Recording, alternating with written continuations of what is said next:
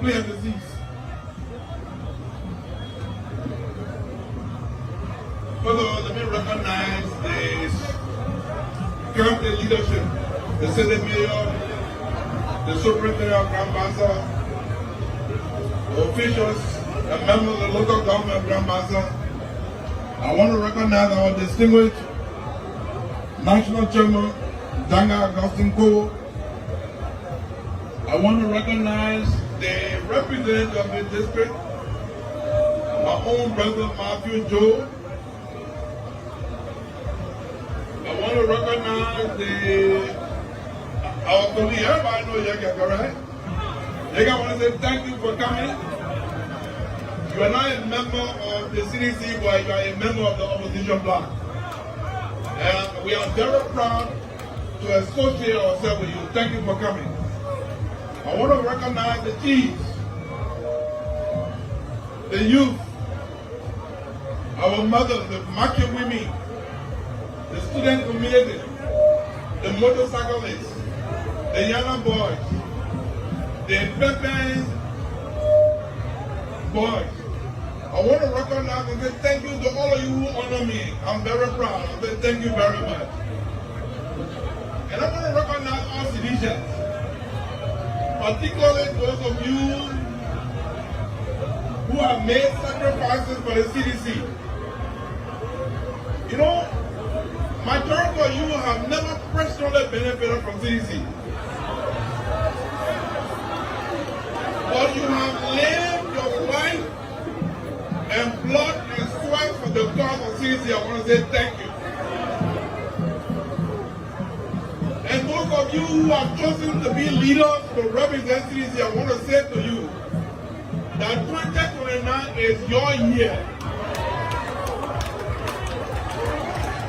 2029 is not about President Weah. It is not about Nathaniel McGill. It is about the ordinary people who are fighting every day to change the condition of Liberia through CDC. There will be no more market wear baboon draw. When you wear hard, you will get a benefit. So I want to say thank you. Before I swear your in, because you are going to make CDC win 2029. It's not for job we are. It's not for me. Because if we lose Grand Bassa County, it will be because of you we are losing Grand Bassa County. Correct? If we lose Grand Bassa, it will be because of you. And when we win Grand Bassa, it will be because of you. So before I tell you, I want to say three things. You know, I'm a member of the government. But Liberia has a problem. And that problem that we have, it requires the collective effort of concern, the collective concern of all Liberians. So I will address it. But let me go back into history because most of you, the teachers, I want to recognize the teachers, my special friends, because I'm a chairman of education, so I love education. And the students that are my constituents. So I want to recognize my friends from the teaching committee, the teachers. I want to say thank you for supporting this program and thank you for coming. But let me say three things, three very important things for the country. And I hope our president, I say president because our president because the president of Liberia, correct? I hope he will listen. Because you know, some of us have more power than some of the people in the government today. Some of us, we have power in the country than some of the people in the government today. But if you don't manage power well, there's always things a problem. Most of you young people below who are born after 2003, most of you are born after 2003. You know, there was, in 1980, Samuel Doe had a justice minister and a defense minister. The justice minister knew a great Jenkins Camp. The Minister of Defense was Grady Allison. Majority of you heard about that, but you know what you did.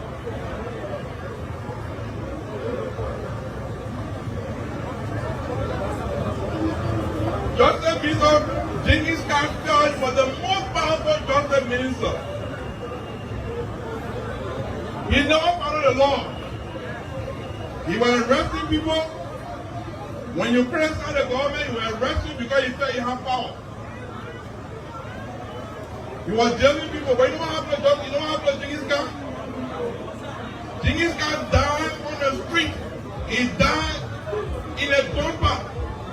Nobody went to look where he died. He went and lied down in the gunfight and died there. So we want to give this warning to the people who are in power today who believe that they can abuse the rights of citizens. You know, a government will be tolerant. This government, when you criticize them, the next will say they will arrest you, they will jail you, they will silence you. It's the same problem that happened with Yaka. You may not agree with Yaka's statement. You may disagree with Yaka. Everybody got a different way of seeing things. We have a national problem. The Guineans have come, and what I call this is an invasion. Because in a country that enter your territory and put their flag down, they can't take over that area. Technically, all the people are living around the area where Guinea get their flag down, they're not Liberian, they are Guineans. Because Guinea has assumed legal authority over our land. Okay, our government is saying we're not going because this is a provocation. We're not going to use force to remove the Guineans, we'll use that. That is good. But at the same time, as the government, you gotta be tolerant, you gotta listen to people.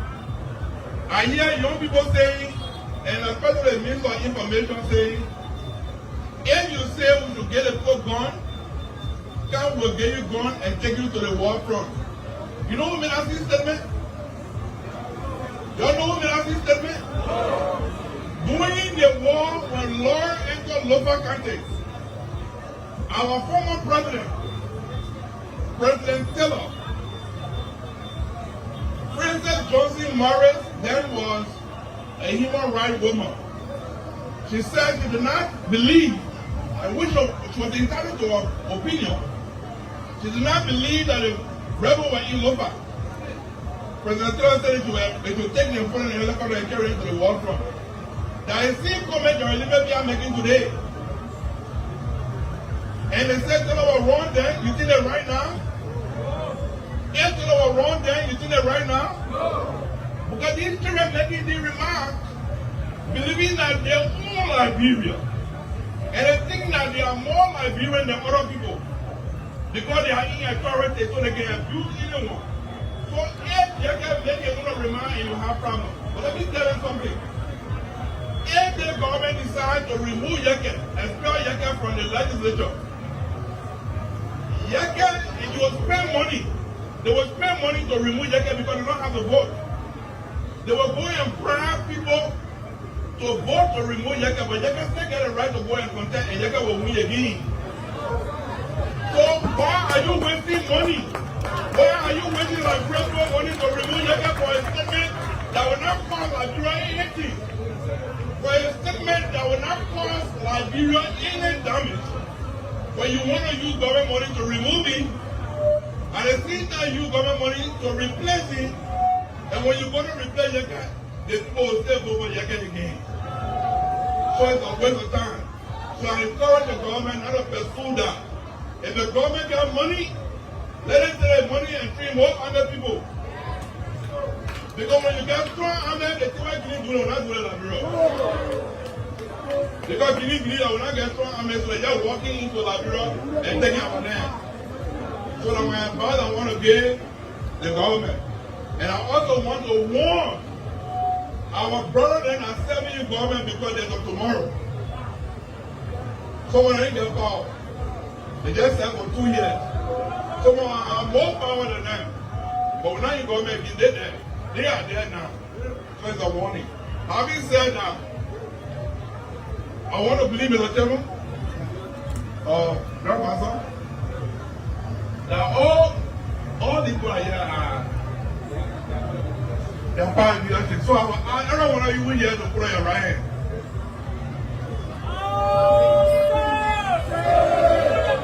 Including all the officials of Grandmaster. Because what we are coming to do, we are coming to swear to God that when the KCDC, with our life and with our blood, that come 2029, anybody proud of Jesus, Sinisha will not sleep. After election, you will work, and after election, you will make sure that you will, before when they count the ballot, you will take the ballot paper and bring it to the party headquarters and protect your vote. So I want you to put a ring on and say, quietly say, I do solemnly swear that I uphold, protect the Constitution of CDC, the interest of CDC, that anything that goes against CDC, I will fight against it, that I will fight against internal and external threat against CDC, and I will respect the Constitution of Liberia. So help me God. You are all now an ambassadors of CDC. This is a solemn order you took. But now all of this go. This is more important to you. So everywhere you go, when it says CDC meeting, you got to go to the meeting. When you live in your community, go and recruit somebody to be a physician. Because 2029 is about our life. And now, look, we are seeing everything, man. They both say, President, we are flying private jet, but what are they doing? And they're flying private jet. So when somebody lies to you one time, they can't lie to you for the second time. So I want to thank you. I want to thank you, citizens, Grandmaster, citizens, I want to thank you. You know, we won Grandmaster 2023, but the vote was not and never came to pay off winning the election. So this time around, you're going to go from door to door, from room to room, from girlfriend to boyfriend, from husband to wife, from daughter to brother. So make it an easy way. Thank you very much and God bless you.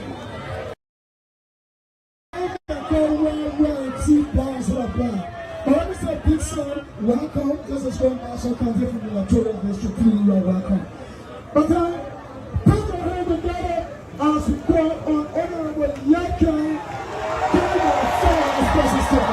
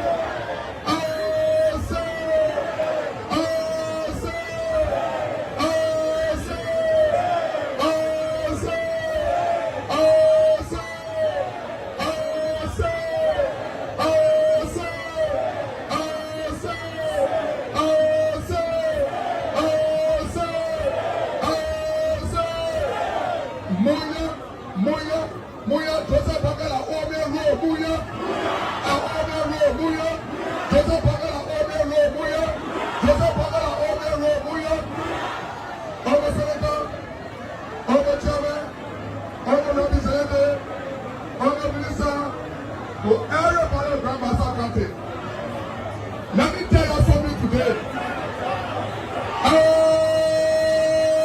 Joseph Baga can still say, Joseph Baga do all to be rose. Joseph Baga all the rose. Let me tell you something today. You know, for some of us are in the opposition, we thought moving former president, we are the country are going to be all right.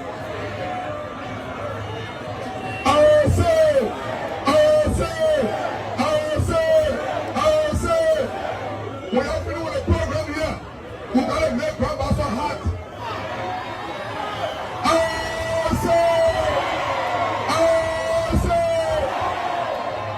opposition can now be back to opposition.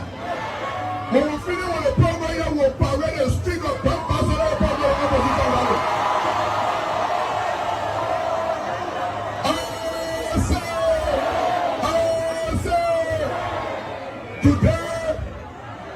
Today we see one old man that got number he called age. He left for here, went to Guinea, and made a fake agreement and keep back there. You don't want to tell us what's going on. When you talk, the person, they will expel you. They will expel you. Let me tell you something today. Everything I said, I stand by it. That's what I said. Everything I give to my mom, I stand by it. That's what I said. Some people say, you know, leave the country and go. When they put bring a letter, we will say you're not here. I'm not going nowhere. I will be here until I see whoever to do something for me. I represent the Liberian people. I say, ain't no program law, right? Ain't no coming parade the street, right? We'll make grandma's hot. Oh, we'll make grandma's hot.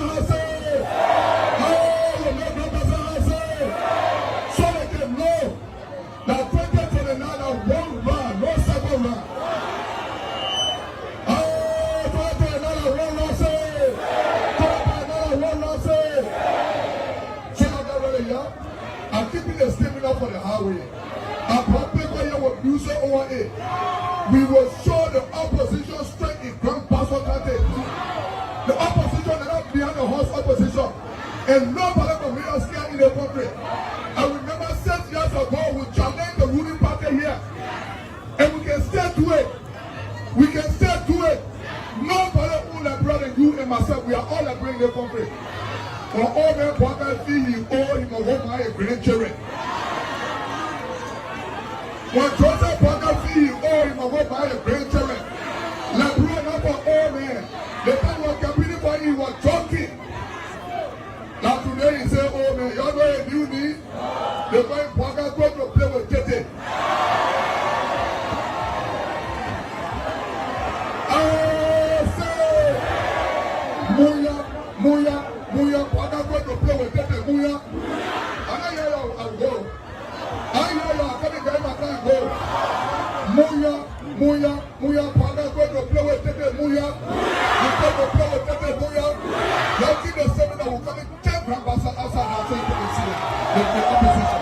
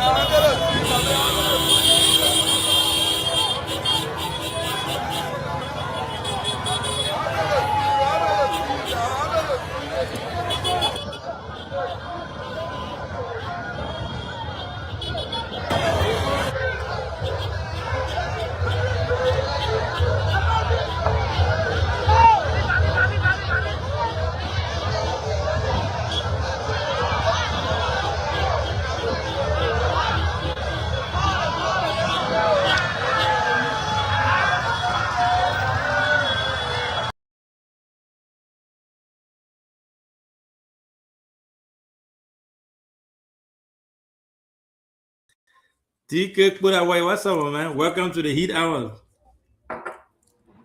Oh, when our host go on a birthday celebration. Host on your own. You know, today is my birthday, so you know we can't go out on him. The man not around. Yeah, so the man is not around. The man gone. I may enjoy himself somewhere. Today is my birthday, so we're giving that break. Thank God for him. Yeah, but welcome to the show. Again, we say happy birthday to our host, the one and only Junior Payne. the big, I call it the Heat Hour host. Today is his birthday, so the man is taking the day off to celebrate. I don't know what happened to Sam. I know Sam celebrating with it, man. He's not coming. But welcome to our followers. We want to say welcome to BKS TV. This is the Heat Hour. We come on here every night from 8 p.m. Liberian time, 4 p.m. U.S. Eastern time. We come here, we discuss issues, we discuss topics where it range from politics to social issue, things affecting Liberia, things affecting the world. I mean, everything in between. So welcome to the show. We look forward to having a good show tonight. Our guest tonight will be Honorable Doug Cooper. He's going to be joining us here, hopefully, to discuss some pressing issues pertaining to Liberia, Nema County, and everything in between. So welcome to the show to Sewate. Again, I want to say welcome to our followers. Thank you so much for passionately following us every night. Without you, we won't be here tonight. So DK, starting with you, I know you saw the video that I played there and all that stuff. We'll get into that later on, but as you know, every night we'll come here, we start with what's on your mind. So we'll start with you. From there, we'll go to Sewate, and then we kickstart from there. Why you don't want to start with the video? No, we'll be discussing in detail, but you can start. You can. Oh yeah, so I think the video, some of our team members, some of our panelists in our chat room, mentioning us in all their comments. I think I follow Liberian politics for some years before transitioning this way, and that crowd politics, that's something that it worked with me. No, McGill and the rest can do whatever crowd they like. Crowd politics, and they like to me. To be fair, Joseph Braga contest today with Joseph Braga win. They can go and do everything. The men they were empowered, use all the security team to intimidate people. They not win. But you think Braga get opposition? Braga and people they need to do what they need to do. They don't have opposition. They don't have anybody against them. So I don't have my head when I see McGill there doing different things. So that's just my comment on that. You conduct election today, Joseph Braga will win. So why am I helping my head on McGill and people? So that's the only thing I would say. You think it'll be a one-round victory? Why are you trying to tell what Joseph Braga will win election? Okay. On it. But today, Joseph Braga will win. What's the issue? Yeah, good. No, I mean, Omen Braga is set. Nobody got problem with our Omen Laburo. They just need to govern well. No, nobody. Before we go to shelter, you got to remember now. You know, they just need to govern well. When we're doing the analysis, we got to be fair and kind of realistic, right? So before this election, you know, we had a PYJ factor, and we saw what happened for Nimba, and we saw the number that they won with. Now we have had several things happening. We have a lot of changes, a lot of moving parts. Now 2029, there's going to be no PYJ factor there. Now you have things that have been happening, and you are saying emphatically that when they go to the ballot today, it's going to be a slam dunk for the old man. No need to do anything as you're going to win. Slam dunk. No PYJ. Good. The PYJ team, when people say it's funny, PYJ supported Georgia in 2005. In Nima, they were defeated. So what is PYJ team talking about? So yeah, I'm saying with everything happening in the country now, Georgia can't beat Braga today. Forget about McGill. Having the politics, the crowd politics people can do, that trucking people, that team people can do. And sometimes most of them will send money there and say, y'all go lobby and bring people here. Having another real that is translate to vote. Having those men were in power, they defeated them all that thing they're doing that show message. Look, their message for them to beat Georgia and to beat Joseph Blatter, their message had to be like, we had some message in America that will bring them back. Are they using any message that what one day that brought him back? No. Thank So you. what message Maggie carrying? The government not doing well. Maggie part of the government. Is that the message Maggie carrying in Pastor? Government not doing well. Maggie is a senior member of the government. To be a senator in the government, they're not doing well. The US are not doing well. Your So, I mean, don't bring me about Maggie Bene.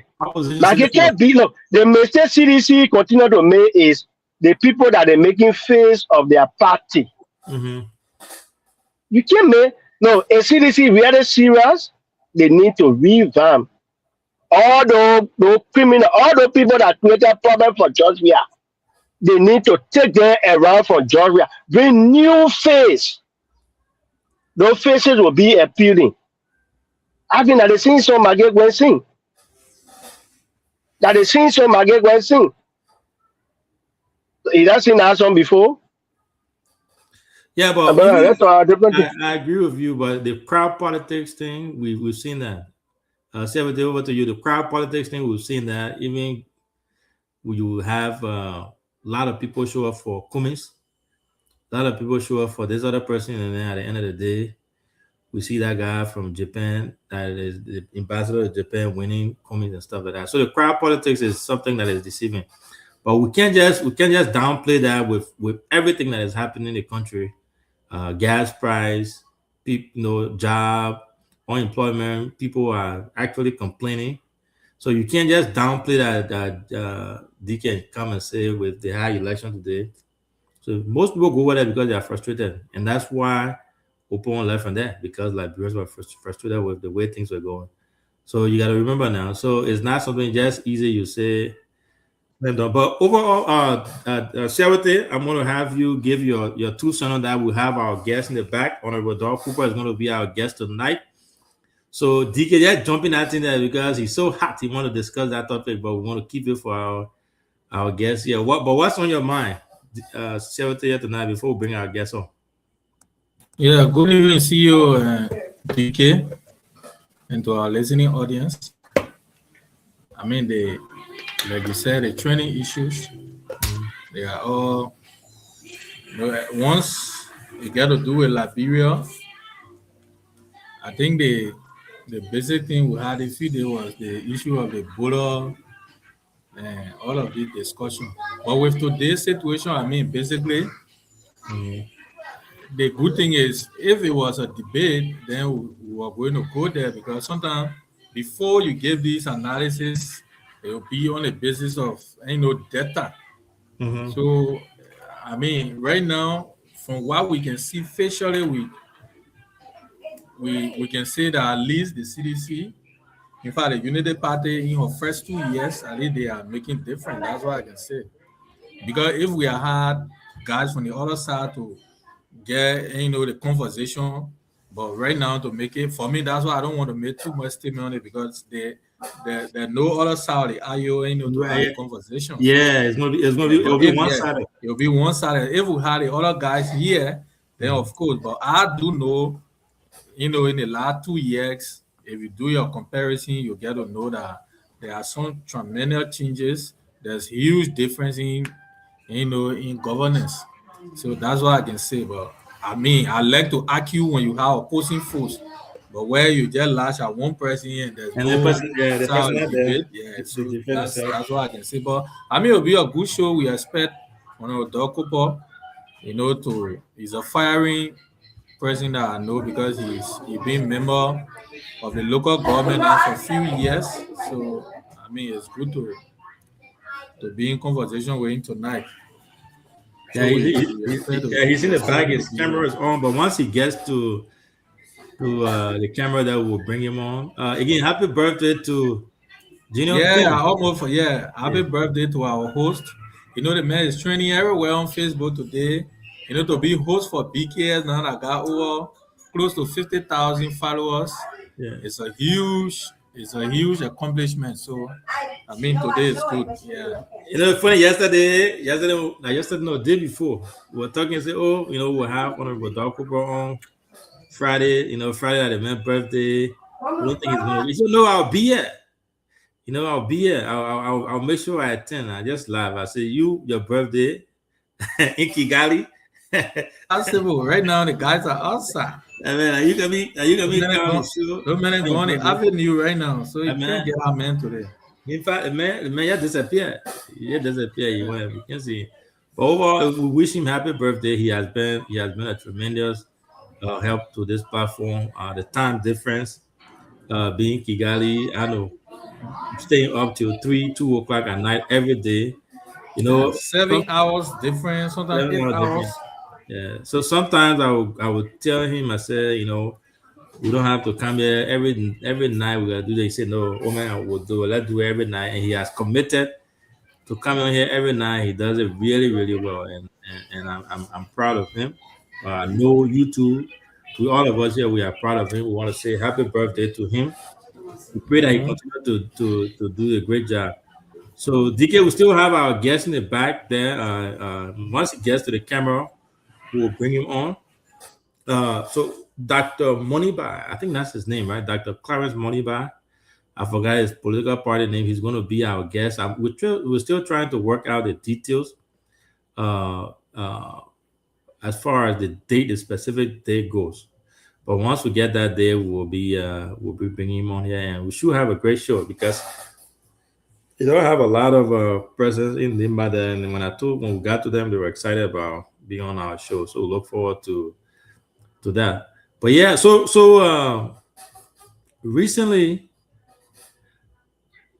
what you want to say something, Chi?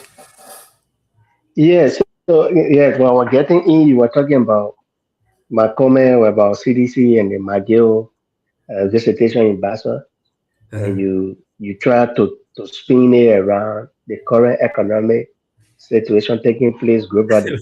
I mean, that would be that is not unique to Liberia. The U.S.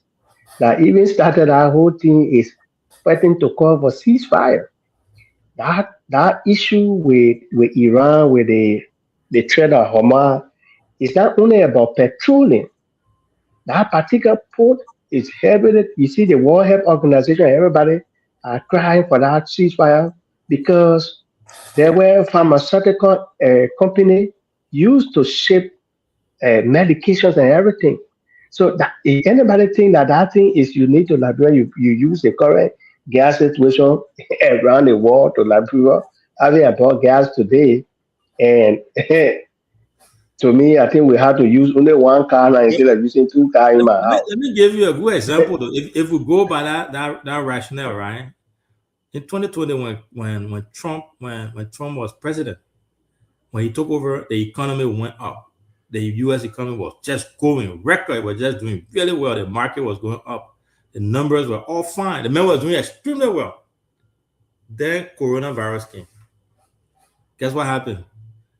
They punished Trump because of coronavirus. It was a worldwide thing, and people punishing. Why didn't they say, "Oh, the thing is happening everywhere"? So no, people vote on. No, good. Yeah, good. No. I mean, here is Trump. There's a Trump problem. Mm-hmm.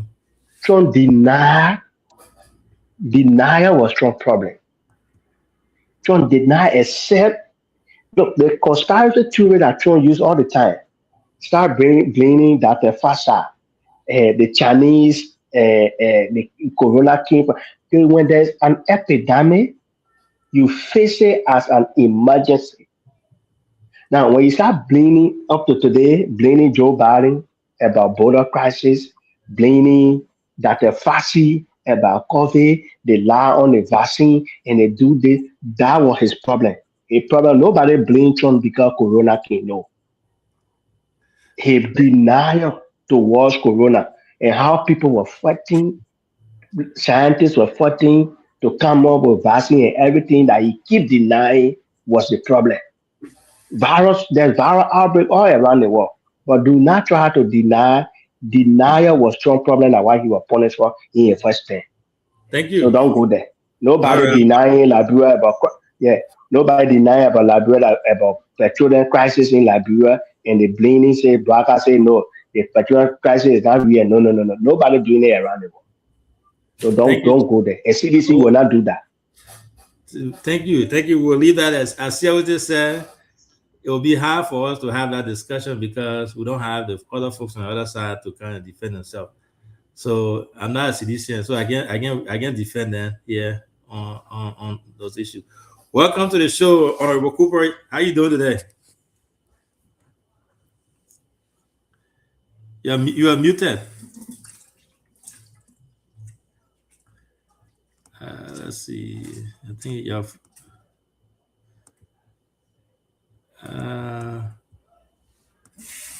You know what? Let me see if I can. Okay. Your phone or your mic is muted. We can hear you. You wanna unmute it? Can you hear me? Yeah, we can hear you now. How you doing, Chief? I'm fine, but the volume is too low. I don't know why. Oh, we can hear you loud and clear. You can hear me?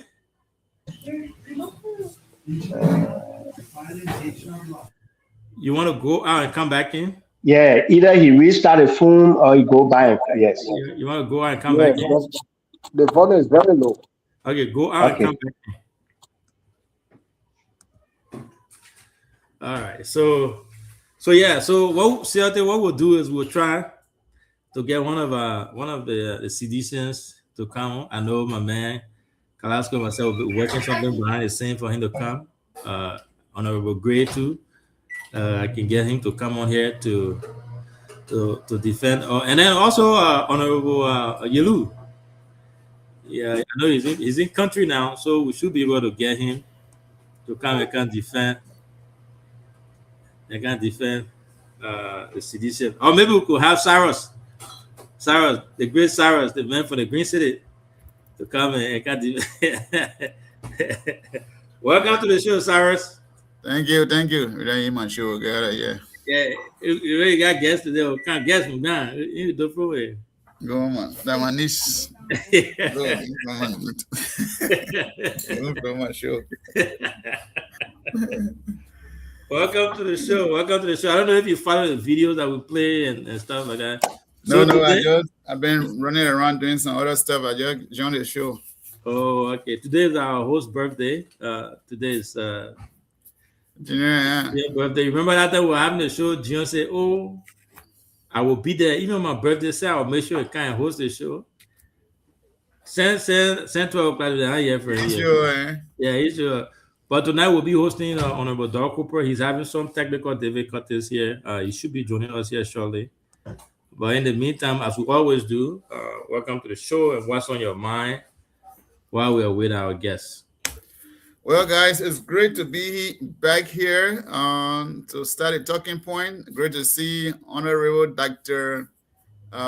D.K. Wade, Dr. Siawete, one and only, but the most powerful man on the block, the creator of the show, Alvin Saka. It is great to see all of you. I saw your Peking Ahmad Brook say you're getting powerful, you're getting all the numbers. You will say on the chat room, I was like, my Peking, this time I will be going, causing government too much against far behind you.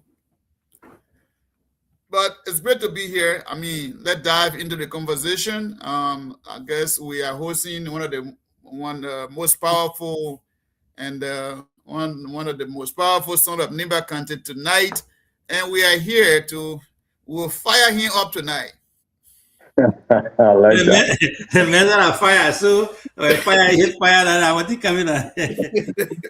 Welcome to the show, people. You can hear us.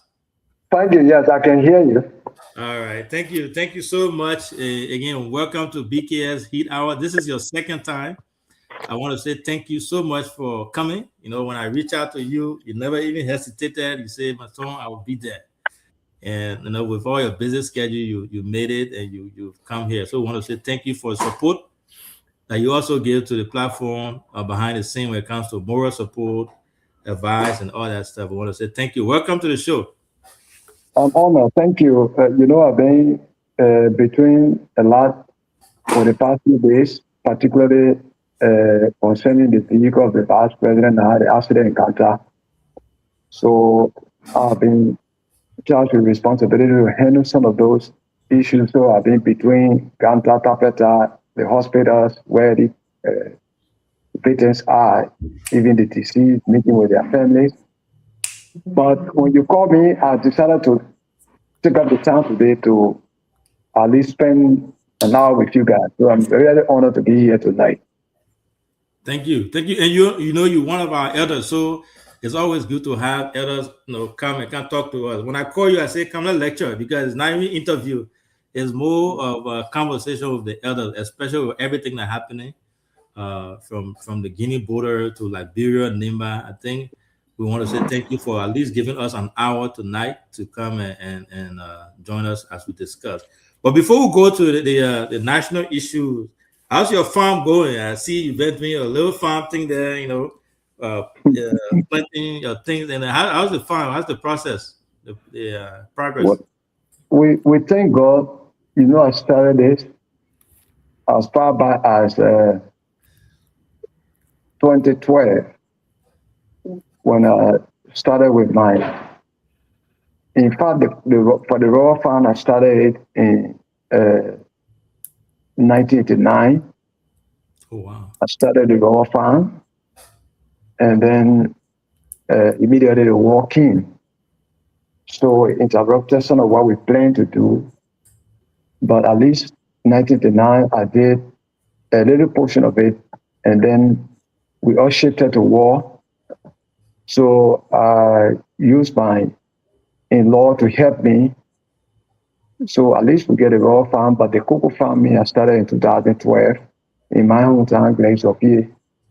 But I realized that the land space is not enough to accommodate what we intended to do, because we have a lot of family members, and what we have is a traditional inheritance. It's not a private land that we bought. Mm-hmm. So all the family people are fighting over a piece of it.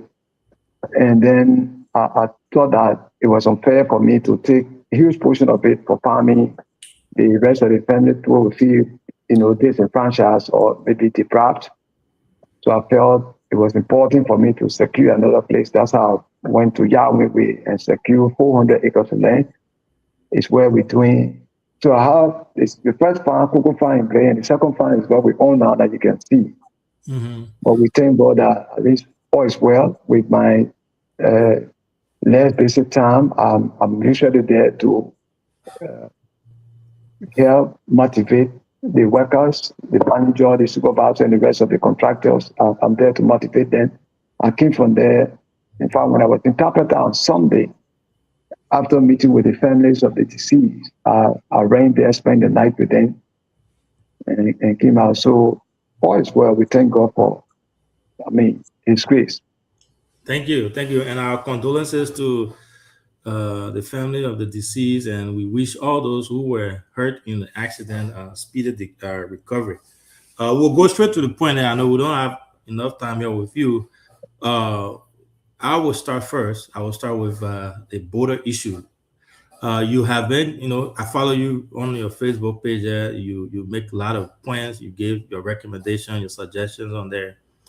Give me everything that you know and everything that we've been through, everything that Liberia been through, the current government, what Guinea has done or Guinea continues to do. What's your take on the whole thing? You think the government is doing the right thing? The approaches taken by the current government, if you were sitting next to the president advising him, would you have advised him to take this route that he's going on? And what would you say about other people, the other folks who rightfully they are discouraged about the way Guineans are behaving, taking advantage of us, but some of them actually are calling for more robust action. The government should do things differently, send military to the border and all that stuff. What's your take on that? Well, thank you. I'll try as much as possible to be careful in addressing the issue concerning the border crisis or the tension at the border. Mm-hmm. But let me tell you this. I'm quite knowledgeable to what is happening or the kind of boundary that we have. Because our superintendent and development superintendent of NIMAC and the assistant superintendent for development at the time, I managed to have traveled extensively from the boundary with Grange all the way to the St. John River, or to where you have the Yirikweyi or Yataman, where you have the end of the boundary with Nimba, where Bon County and Guinea get a joint boundary with Nimba County. From Yatana, traveling all the way to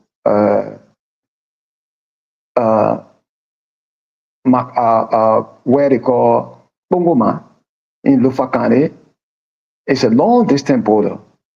You have to travel from there all the way. You pass Salaye, you pass Zozo, and all these districts have border point with Guinea. Salaye has border point with Guinea. The same with Zozo, the same thing with Fonjama.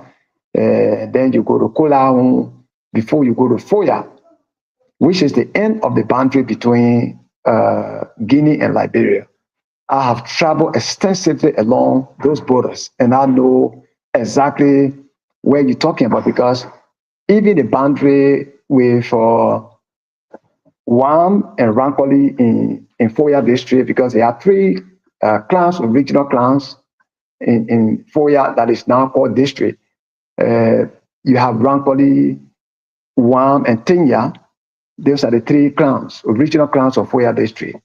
And Tinya district does not have any border point with Guinea, but with both Rankoli and Wam, they have boundary with Guinea. And so when you go all the way to Poluma, from there all the way to Punguma, coming all the way to Solomba, it's a long border.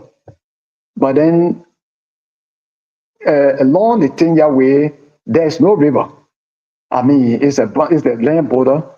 And even when you come to Zozo, where you have the Yeda border, it's an open place where you cross and just go to Masanta. And then, but when you go all the way further down to the district of Kolamu, is where you encounter the Makona River. And then the Makona River extends all the way to the boundary. When it reaches to Sierra Leone, between Sierra Leone, Guinea, and Liberia, then it branch and form a boundary between Sierra Leone and Guinea. And then between Sierra Leone and Liberia is a land border. So it's a complicated thing, because I'm there almost every time, because my wife is from Foya, so I'm there almost all of the season. Even last season I was there, I went as far as Manicola, Solomon, I went as far, even Wasonga, where my wife hails from. So I travel there every time. So the Makona River has been originally the boundary that Liberia has with Guinea. And then when it goes all the way down after Solomon, when you go to Punguma before reaching Menekoma, then the river will bend to form a boundary between Sierra Leone and Guinea. So then you are now left with the boundary between Sierra Leone and Liberia. And there is a boundary, it's a land border, there's no water there. So, but my own take, which I have shared with even some people in the government, including the president, is that the approach should not be war. I know that all along the border that I'm talking about is just how you have Nimba County. When you go to Yami to see the boundary between Guinea and Liberia, by the time you cross the border, you encounter Mano people at the frontier. Right. Coming all the way to Ganta, you will see Sister Mano people there. And you will pass by Ganta, come as far as Yirikweyi or Yatana border, you will see Soto Mano people both on Guinea side and on Liberian side. Now, when you cross over to Lofa County, you cross the border, the first group of people you encounter will be the Pele people. That is from Bientown, which is the first town, going to Gangos town, going all the way to Golu and going to Salaye, then you go to Zozo, all along there. The first group of people from the boundary to Salaye will be the Pele people, both on Liberian side and on Guinea side. Yeah. Then when you extend, you go beyond Salaye, you encounter the Loma, both on Guinea side and on Liberian side. Wow. When you go all the way to Bonjema, the same thing, Loma, but between Bonjema and Zozo, you will encounter the Panabodo district, which predominantly is Mandingo district, where you're talking about the Konadu border that is coming in new right now. The Konadu, the Sa Konadu, the Matthew Konadu, all of them are border points with the Guinea, but they are all on the Liberian side. Right. Now, when you cross that border, when you cross that point and get to Bonjema, you see the Loma people all along Kluka border, all the border points until you go all the way. Then you encounter both on Liberian side and on Guinea side, that's the Loma people. Then when you go further to Kolau district, you see the Bandi on this side and on the Guinean side. When you go all the way past the Kolau and enter Foya district, both on Guinea side and Liberian side are Sotokiti people, the same thing. Yeah. So you realize that all along the boundary, they are also of the same people, both on Liberian side and on Guinean side, you find the same tribal people. So, and they all have lived there long before even the coming in of independence. And so those people, they know how all of them have been living, and so they live side by side, and it's almost like in Liberia and in between Nimba and Bonkande, where the St. John River for the boundary. It was surprising to know that there are some people who are even living on both sides. Some people live, like you go to there are some people who are living on Nimba side and farming in Bonkande. There are people living on the other side and farming on Nimba side. And so they live side by side. So the approach should not be war. I think it's important, given the fact that all of us have had enough of experience for the war. It won't benefit anybody. And the fact that all of us are clearly seeing the progress our country is making, there's no need to revert to war. The best is to engage the Guinean authority using the tribal people who live side by side with each other, more than even using military force to set a boundary. Yeah, I agree with you. Thank you so much. And that has been my take on this whole issue. And I'm glad that, you see, when I called you, I knew you were going to have more on this to say. I know you had that extensive experience when it comes to that region, but I know our followers are glad that you are actually breaking it down. But the tribal connection, the tribe, it's almost like people from Butu, where we are from, and people from the Yakuba people right from across the street.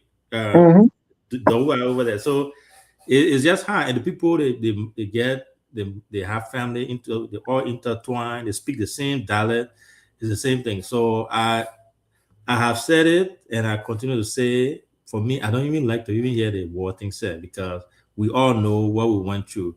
And I think the government is actually doing the right thing. Their approach is something that I actually recommend, I commend, and they should continue to pursue that. At the end of the day, there will be peace talk and we'll go back to where it used to be. But yeah, I will stop here and I'll go to Saras. Saras, our honorable is here for a very short time. So I've asked all my questions. So I will have you ask your 2 questions. Well, thank you, CEO. Thank you to the great son of Nimba County, Honorable D. Cooper, Honorable D. Dog Cooper. When you start praising people that did not, then myself, I can start getting concerned. Interestingly, I have no political attachment, so I don't think rainy presents to me will be anything. Well, Honorable, let's start by where you stand politically now. I don't know, you on the left, you on the right, you in the middle, you in the center. Where are you now? Are you in your farm? Quite honestly, as you all know, I am one person who campaigned for this government. I went to where even the president of Liberia did not go during the campaign, because I reached every county of the republic. All the counties of Liberia I visited all during the campaign. some of the unreachable places. I went there. I remember the president, I traveled with him to Bapulu, and we spent the night. He did not even sleep there.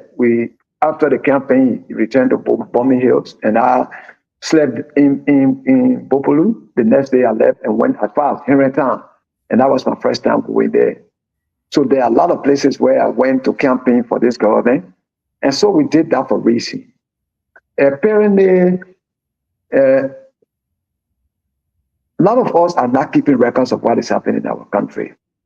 And so we have divided the country so much on political lines and think that the best to do is to oust one government for another party, or because we see that would be our chance to serve the public as well. Apparently, that's the way Liberians are looking at the political activities of our country, and they feel that you form your own group, you campaign, you win, then you come and provide leadership. So if you go on the other side, it's not working, then you have to shift on the other side and make sure that you find a way. And if that's the way, then I think that's the wrong path. All of us, I directed our country. I supported this government from the beginning on the basis of two facts. One of the reasons is that as one person who supported the CDC in 2017 in the runoff, we have had high hope that President Weah, being a young man and giving his traveling experience around the world, he would have been the best person to transform our country and to bring our country back to its pre-war status. Those of us that saw Liberia before the war, even though we're young, but we saw Liberia and we saw the life we were living. The war came, diluted our time, and everything brought us back to nothing. Some people think that those of us who even fought, we achieved a lot. And I will tell you, we lost a lot, because some of the opportunities that you the young people having today to even travel, to have days, our own days, everything was stood on, and we kept ourselves lying down in the forest to hold gun, to fight for a change that never came. And so all of us are regretting today and thinking that the best to do is to put Liberia back on its pre-war status, so that our children that are coming up will see the kind of Liberia that we saw yesterday. Regrettably, President Weah deviated from our hope and aspiration, and he focused more on pleasure and making himself happy and making other people happy and making music, and not concentrating on the real issues that affect our people. So that's why we shifted our loyalty to the Unity Party of President Joseph Ntima Boakai and the Vice President Jeremiah Akpan-Kun to put our country on a better trajectory. Today, I don't care whether I am in government or I'm not in government. The most important thing is to watch and see which direction our country is going. Is our country better off than yesterday? Of course, yes. Those things that were crumbled yesterday, those things that were destroyed, is the government trying to rebuild them? Yes. I mean, so there are many more that are happening, and I am happy and grateful to God that I'm one of the makers of this government. So I support this government in every way. Until otherwise, if the government will do the wrong thing, we will be there to speak out. And I have no regrets for my being a supporter of this government, and at the same time involved with private life. We don't have to always be in government. There are times that we have to take some time off to even do family thing and take care of our family, take care of our children, taste life out there than just being in government continually. So I am supporting this government, but I enjoy my life right now. There are many things that I'm doing that when I was even serving government, I didn't have the opportunity to do. I'm doing my private business. I'm doing a lot of things for myself. I'm with my family, my children, and I'm so happy being where I am.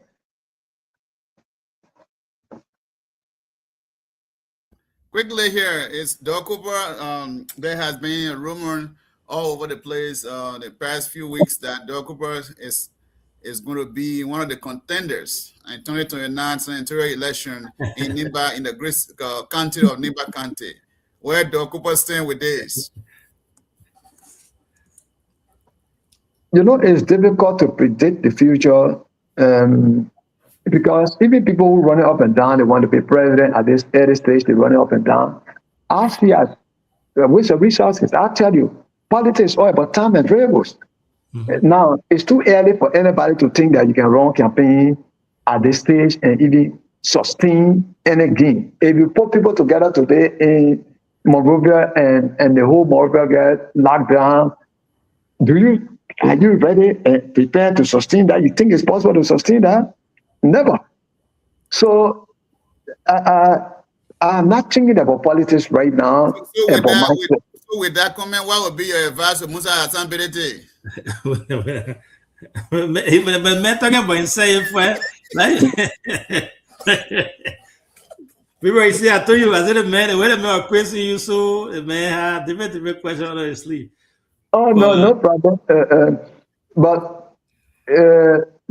Ms. Honorability is not the only person that is running around. I see many people involved with political activities today. I think I was on the Facebook and I saw the CDP, my own friend and brother, Senator Miguel in Picana, with some seditious, and they were boasting a crowd.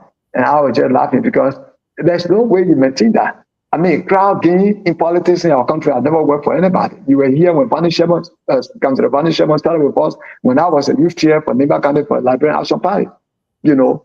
And I know the kind of crowd we put up. We brought SBC team, we brought motorcycle, we brought whatever Councilor Sherman brought, and they were distributed, people had cars, whatever you think about money was wasted all over the place, and we're putting crowd everywhere. If we go anywhere, that crowd did not help us.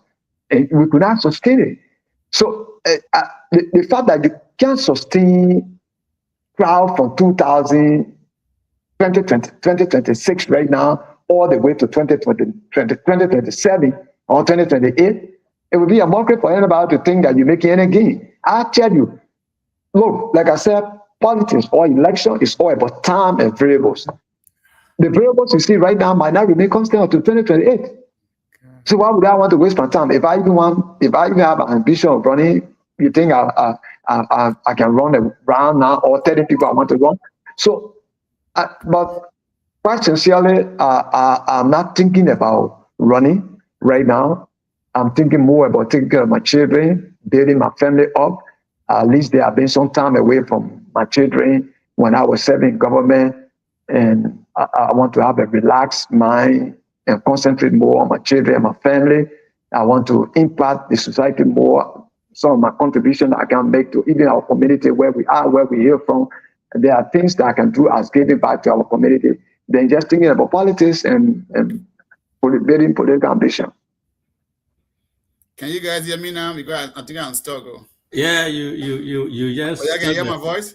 We can hear you. Yeah, So ask him. Okay, let me ask the last question, then I'll go out and, you know. So, Honorable Cooper, have you any regrets in your political life from CDC to Unity Party, coming from there, didn't complete what you suffered for, what you campaigned for, the change that you were, the rescue mission that you were at the front page, on everything that you've done for this government? And have you any regret coming back to civilian life and going to your farm? Let me say this. Regret will be a little bit difficult to use as the best choice of word. Because political decisions that we made yesterday were based on time and variables. And none of us is a mind reader. Sometimes you put your trust in candidates in election and you support the candidate, and in return you get different results. So And you can't blame yourself and say, what I did, the decision I made was wrong. I mean, I was wrong to make the decision. You were right to make a decision to bring a change, but then it is left with the person that is in charge to deliver on the promises that were made. And if the person does not do, you all get frustrated. So, but I cannot regret it because it's the democratic process that all of us have to choose a side. And so, like I said, nobody will read the amount of candidates that in the election to say, I read it, man, I saw this person was not going to do it, so I regret my decision. Nobody can read another person's mind. So I don't have any regret. But if you talk about my being away from government, I did not go into this government because I wanted to be there perpetually. And like I said, there are many ways you can contribute to society. Like I promised to work with my people of my hometown to build a clinic as a way of giving back. It's one way to contribute to the society. I mean, like I'm doing farming right now. You go there, you see a lot of young people that are employed, that I pay them to work for me. And in fact, for all of us to work together and to make Nimba one of the economic zones of Liberia. So that's another way of contributing. It doesn't have to, and that's leadership. It doesn't have to always be being in government. No, we can contribute in many ways. So I didn't go with my mind to the election at the time during the campaign that, I was going to make a government that will keep me on the job from 2024 to 2029 before I leave. And if you go with such a mind, and sometimes when you get the contrary, then you get frustrated. So I feel strong in my heart that there are many ways that I can contribute to the society. There are many ways that I can contribute. And don't get me wrong, I still have a very close relationship with the president. We talk, we meet. We just met a week or two ago. And so, I mean, I don't have any regret. I have an inner access to both the president and the vice president and most of the people in the government. So what would be my regret? I have no regret. And that's why I said I'm supporting this government and I'm proud of what the government is doing. Thank you. Thank you. Thank you so much. Again, welcome to BKS TV. This is the Heat Hour. We are hosting our own brother, our big brother, Honorable Doug Cooper, on the show tonight. He joined us to just have conversation. We're discussing everything in between, from Liberia, Nimba County, the current government, and everything. So thanks all of you for following. We appreciate you guys for following our show. And want to say thanks to Honorable Cooper for taking his time off to be here with us. DK, over to you. Your 2 questions. I know you can't wait to ask. No, I mean, you know, I'm an old man there. The way you're just calling Doug Cooper, I need to say D. Okay. You want I call him a big brother. Don't try. You need to put a man D. You need to put a man D there. So, but there, you can see the screen. See the screen. I got. No, you and Sarah, they're calling a man Doug Cooper that I know. We're not taking that from you. I call big brother. Man, don't deny your politics yet.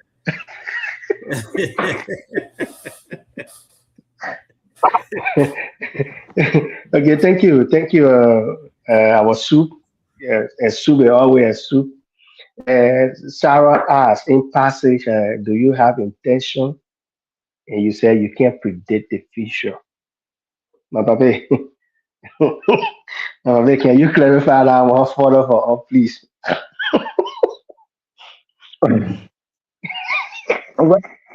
Like I said, you know, election get a lot of motivations. Sometimes the reason the wrong cannot be seen by you. Sometimes it's seen by the electors themselves. And they say, look, for what we have gone through and for what we've seen you, we think you can make it.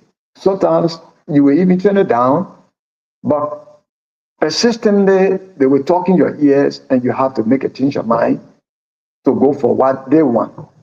That's one way.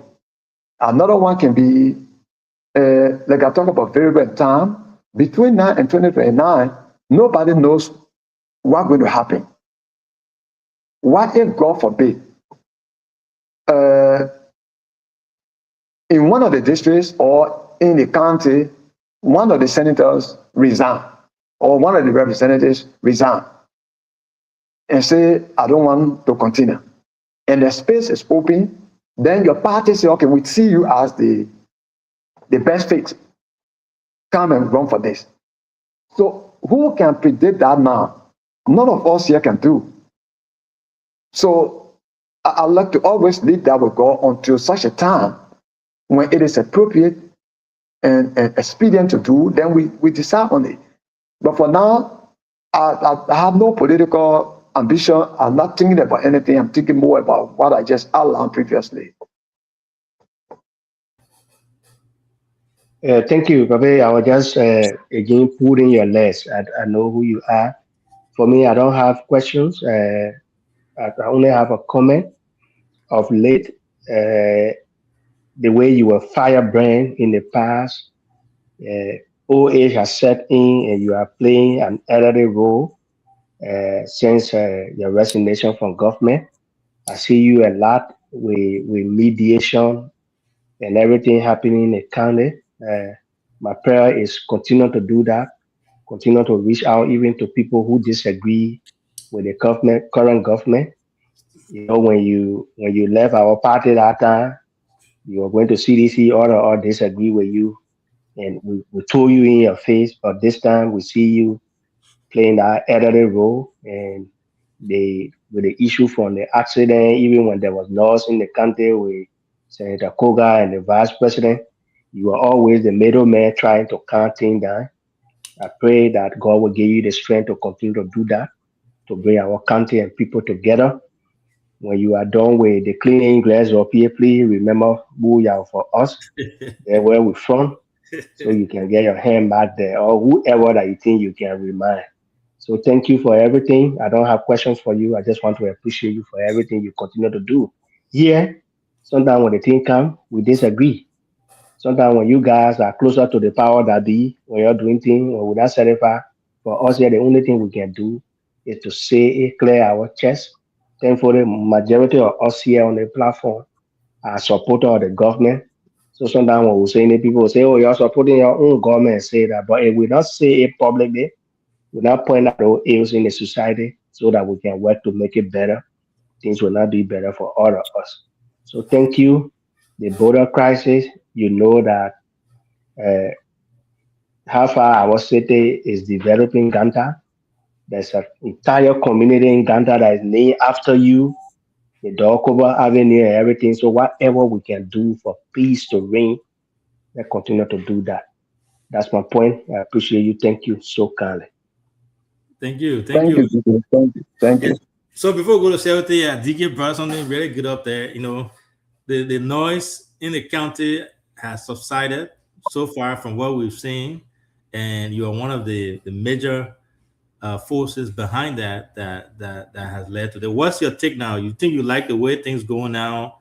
You think it should be this way, and you think how long it's going to last, and as time goes by? Well, let me say this. I'm so grateful to the current leaders of Nimba County. Some of us did not have this role yesterday when we were in leadership. Mm-hmm. There were many things that happened, and we needed people to play a role that we play right now. Mm-hmm. The fact that I serve the country in local government, and I have fair understanding of what Nimba is and how far Nimba is gone and what we're going after.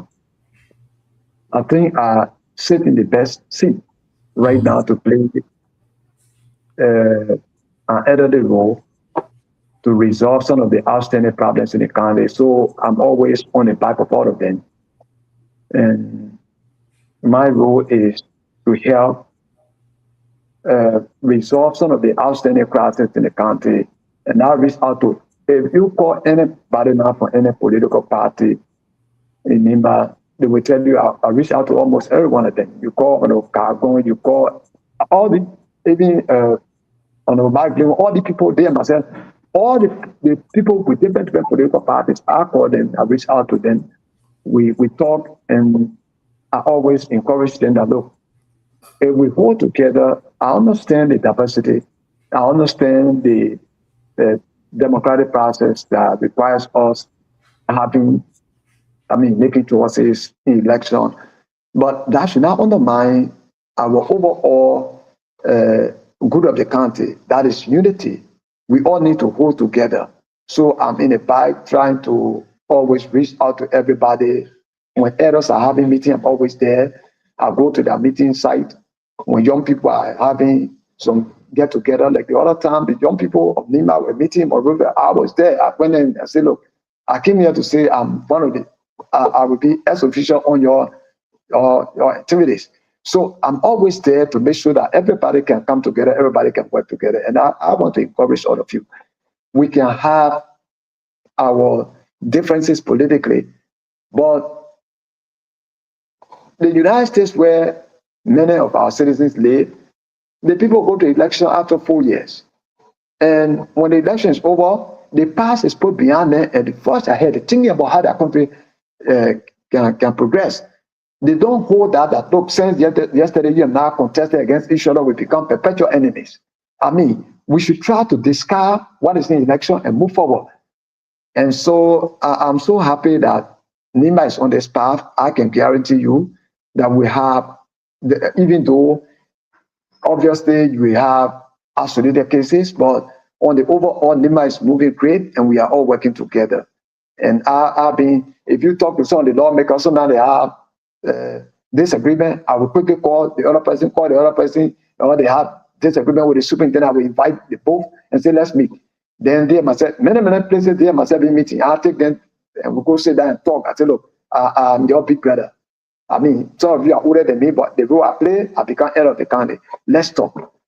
So I think this is working well. And I want to believe we can go ahead with this. And if we continue on this path, Nima will be a great county.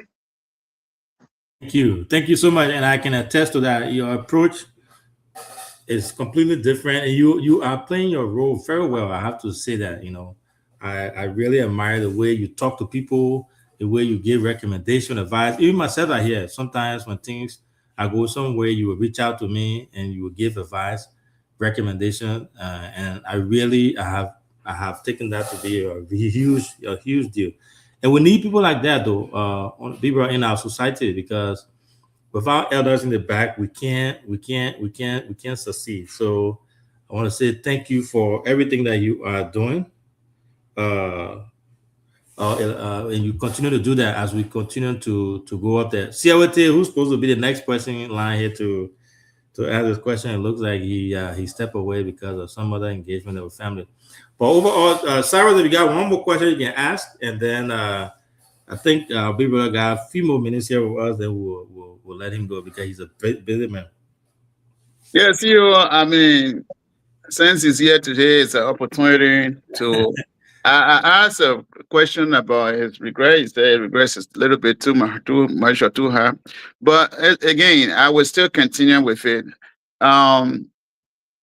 Cooper, I remember 2017, you joined the late Senator PYJ.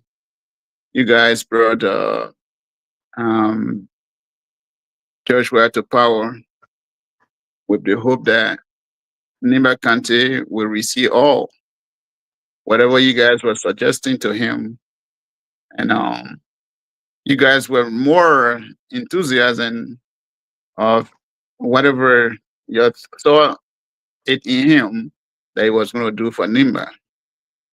And again, did you think that it was a mistake to have supported CDC and jumping from there to go to rescue mission? And this is where we are with rescue mission. Again, my question is, did you really make a mistake by supporting CDC and jumping beyond rescue mission? Thank you. And apparently you didn't listen to me today.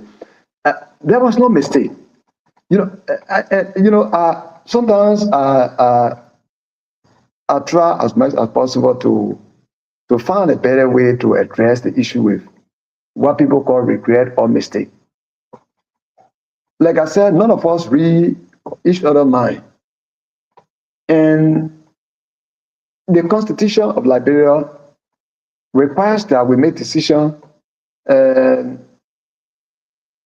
the basis of maybe the platform of the political party and maybe the promises that are made by the candidates. Those are things that we draw our decision on. So if you vote for this bottle of water and the bottle of water derail or deviate from the commitment made, you are not the one who have made mistake. It is the person that you trusted that betrayed the cause. I think the question should be that, do you feel that Mr. Weah betrayed you people? But instead of saying we made mistake, we did not make mistake. We exercise our democratic Mr. Cooper, hold on 1 second. You know, before you even make a decision, there's something we call track record in any society, in any given day, anything that we do in life. I can go to Liberia right now, even though I have not met you in person. I have heard about you. I have seen where you had some of the stuff you had done, you know, and I can say, yes, Mr. Cooper has done this. What did you see in George Weah before you said you supported him? I know you come and flip it to him, but what did you see? Did you check a track record at the time? Or you just went there because you see him play football well, and which is different from governing, you just join him? No. Okay, so let me answer the question of what did I see in him. I think your question is in the right place. In the first place, like I said, decisions that people make during political season are based on promises. They are based on platform of the party, the manifesto. Those are things that contains the electorates to vote. And you don't vote because you read a person's mind. So that's why when candidates are going to election, you, the citizens, you have to listen more. You have to listen, you have to watch and see and check what they are saying so that when they win, you have a checklist of what they promised during the election. I saw Mr. Weah as a young man who extensively traveled around the world. And let me tell you this, during the course of the war, we have the three persons that Liberians knew generally. One person was Mana Ellen James Salih, the second person was George Weah, and the third person was Mr. Taylor, Charles Taylor. Those were the three persons that were making headlines internationally. And all of us wanted to see his experience that he had in the world. Like you now, where you sit, when you come back to Liberia and go back to your village, the people think that where you are, there are things that you adapt, there are things that you will learn, and you can say, look, I can replicate this in my community. There are some good things that you see and say, look, I will bring this back home. So if you are opportune to reach, coming from Gibraltar or from a slum community, to reach to that level and you live with people, you interact with president, you walk, you saw these farm parties and say, look, my people are back, I want to bring these things back. Nobody can put out the argument. And if you listen down and say, look, those are the things I want to do for Liberia. Those are things that I've seen out there. And I get friends like Macron. Macron helped my boost when I was playing football. And he's today president of France. When I become a president, I think I can knock the door will open. So nobody can argue that. Those are facts. So if you say you want to bring that back and you don't do that, the people will express regret by voting you out or exercise their democratic rights to get you out, to replace you with another person, to try another person. That is not a mistake. It is you who is being entrusted with the leadership that you betrayed, because you are the one who betrayed. Like Mr. Weah, when I sat with him, in fact, my first counseling with Mr. Weah was at his house in rehab. And only he and I sat in his room. The first time I sat with him, because he and I sat down in his room 9 times, only he and I, 9 times. But the first time I sat with him, He made, and you know, I made my decision before he and Senator Johnson even left here to go to Nigeria to sign an agreement to come back. I was the first person who declared.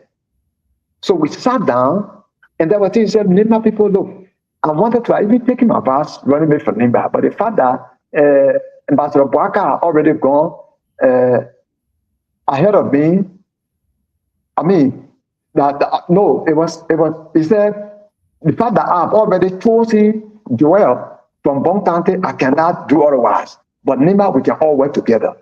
And there are things that we can do. He said, look at Nimba.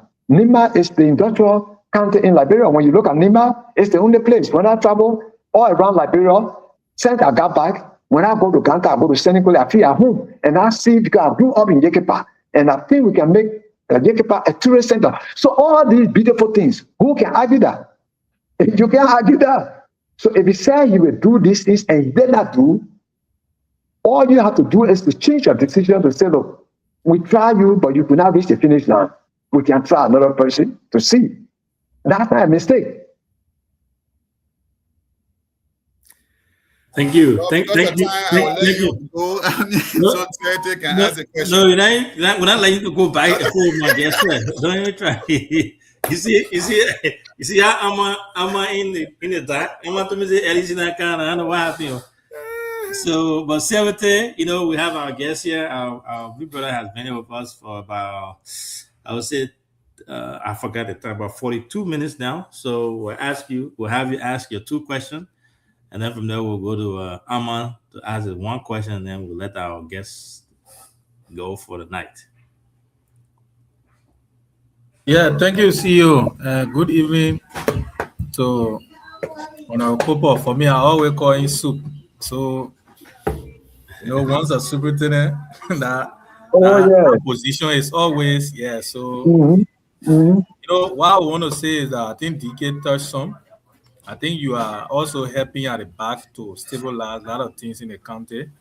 And the role you are playing is the role of an elder. That's what we need right now. That's what we need right now for the county. So, I mean, it's good. I think your presence around the second man that come from the county, I think is laudable. But my question to you has to do with this issue with, you know, surrounding the border saga or the boundary. I know the border or the boundary there. Many persons have given analysis about how government approaches, you know, the situation on ground.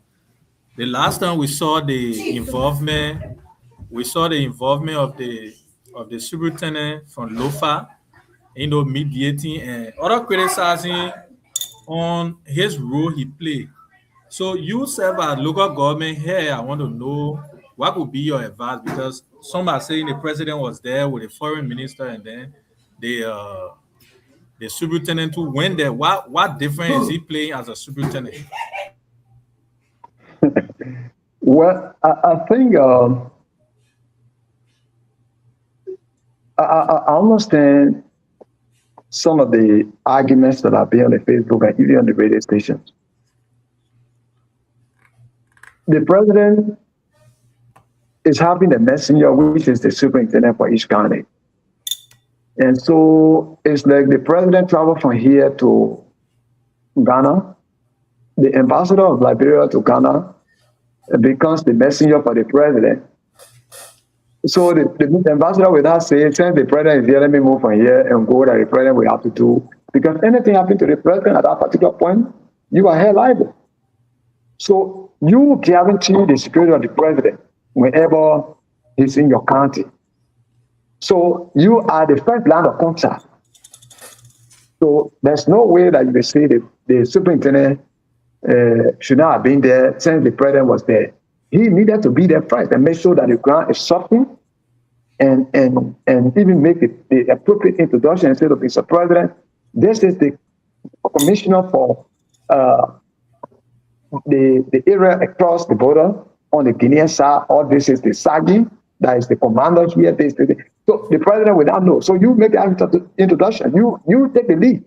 So there's no way the superintendent will be away and the president be there. You can't do that. But let me tell you this. Some of the arguments I hear people making, the think more that the president is coming from the position of weakness instead of coming from the position of strength. And I think it's a mistake on their part. Look, war is not a joke. And I'm speaking from experience. War is not a joke. And if Liberia should decide today and say, look, we go to war with Guinea, what type of war are you talking about? Are you talking about conventional war? Are you talking about civil war? You have to first determine or identify which type of war you are going to. And I tell you, it won't be a conventional war, it will be a civil war. Because like I said, you have the same group of people going to walk behind each other, like what we did here in the 90s. It's not going to be, because the war, look, watch the war between America, Israel, and Iran. And I've been following that. They are fighting a conventional war. Now, people feel that, some people even say Liberia does not have an army to battle Guinea, and so that's why the president is acting. They say, are you thinking that that's the way? No, because I know, like, Guinea get a military, equally Liberia has a military. But Liberia might not have a territory than what you have in Guinea. To say we can boast of a territory, we have a territory weapons that we're going to stand and launch. You may not have that. But Liberia has a very trained infantry that you don't find in Guinea. So weapons is not what they call war. You know, weapons is not what they call war. Except you talk about conventional war, what are people doing? They're using drone to go, they're using this, plane without a pilot to go and bomb. Is that what you're talking about here? Absolutely not. You're talking about having ground force to effectively engage. And you think, if that's the case, all Liberia needs to do is to say, look, we mobilize our people, because it's going to be, you're going to reach a point where patriotism is going to take charge, and everybody will say, look, we need to defend our land. It's not going to be, so you need to think, when you're talking about war, you need to think beyond the military. You need to think about the two group of people, both from Liberia and Guinea, going against each other. It's not about just military that you sit down, you fly from Iraq to go to Israel, or you fly from America to go to Iran to go through a bomb. That's not what you're talking about here. So we need to be careful how we make decision of this. You're talking about people going against each other who are the same people, they live side by side. Like I said, some of the border points that walking land border, people going to just walk and go see each other and attack each other. Is that what you're talking about? Look at Ganta that you just mentioned.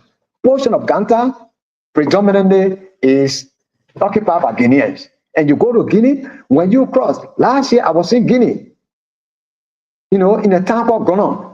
I spent almost 1 month there. And there you see a lot of Liberians, and the people are there, that's total amount of people. And when I got in town, the way, could you imagine? Let me tell you one surprise thing. On that day, when I entered Guinea, I traveled through Gantami border. I went to Bada, and then we make a left turn and went to Gonon.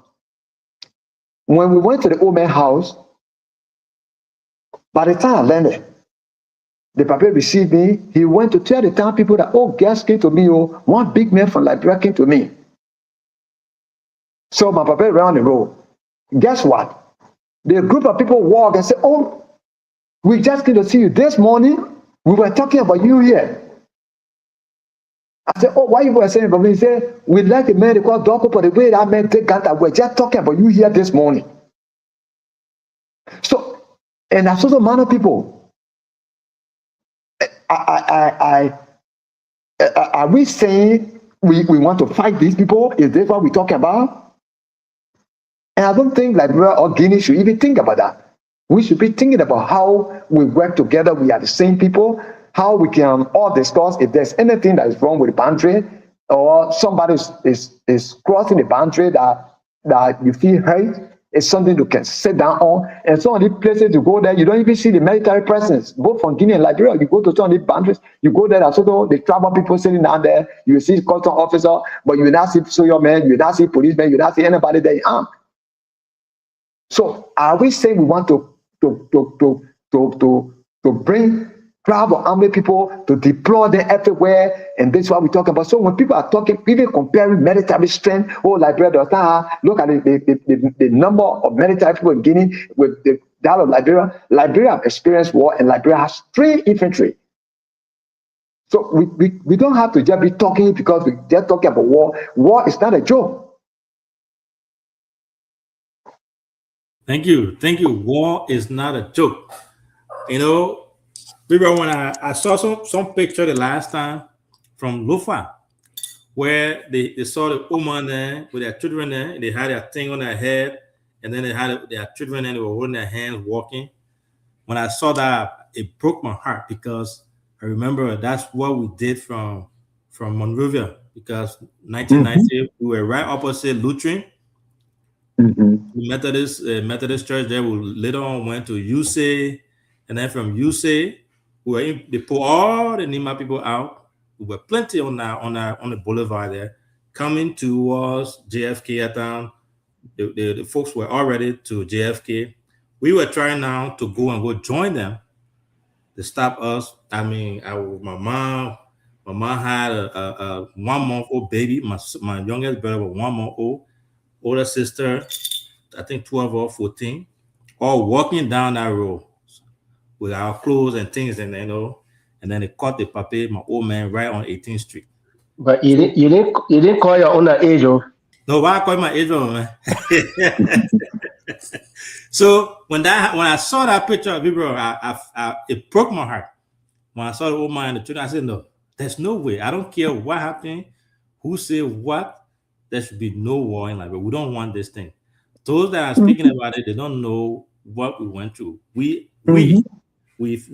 felt war first, and if there's any means of diplomacy, we should go ahead and do that, exhaust it, take it to United Nations, wherever, but there should be no war. I don't think our people are ready for that. But I agree with you, war is not a joke. War is not a joke. It's a big, big, big deal. But welcome to the show, Ambassador Tapeta. Ambassador, you're coming little, so our guest is about to leave. So, Ama, CDC Ama, I don't know what you're doing. What are you talking? Ama. Oh, that meant eating. So, Ambassador Tapeta, Ambassador, will have you ask one question, and then we'll take lead of our guest. Is it Ama eating on the show? So, I want to put in the back. Oh, thank you, CEO. Let me say good evening to our guests, Honorable Popo, and to my fellow panelists. Yeah, I'm okay.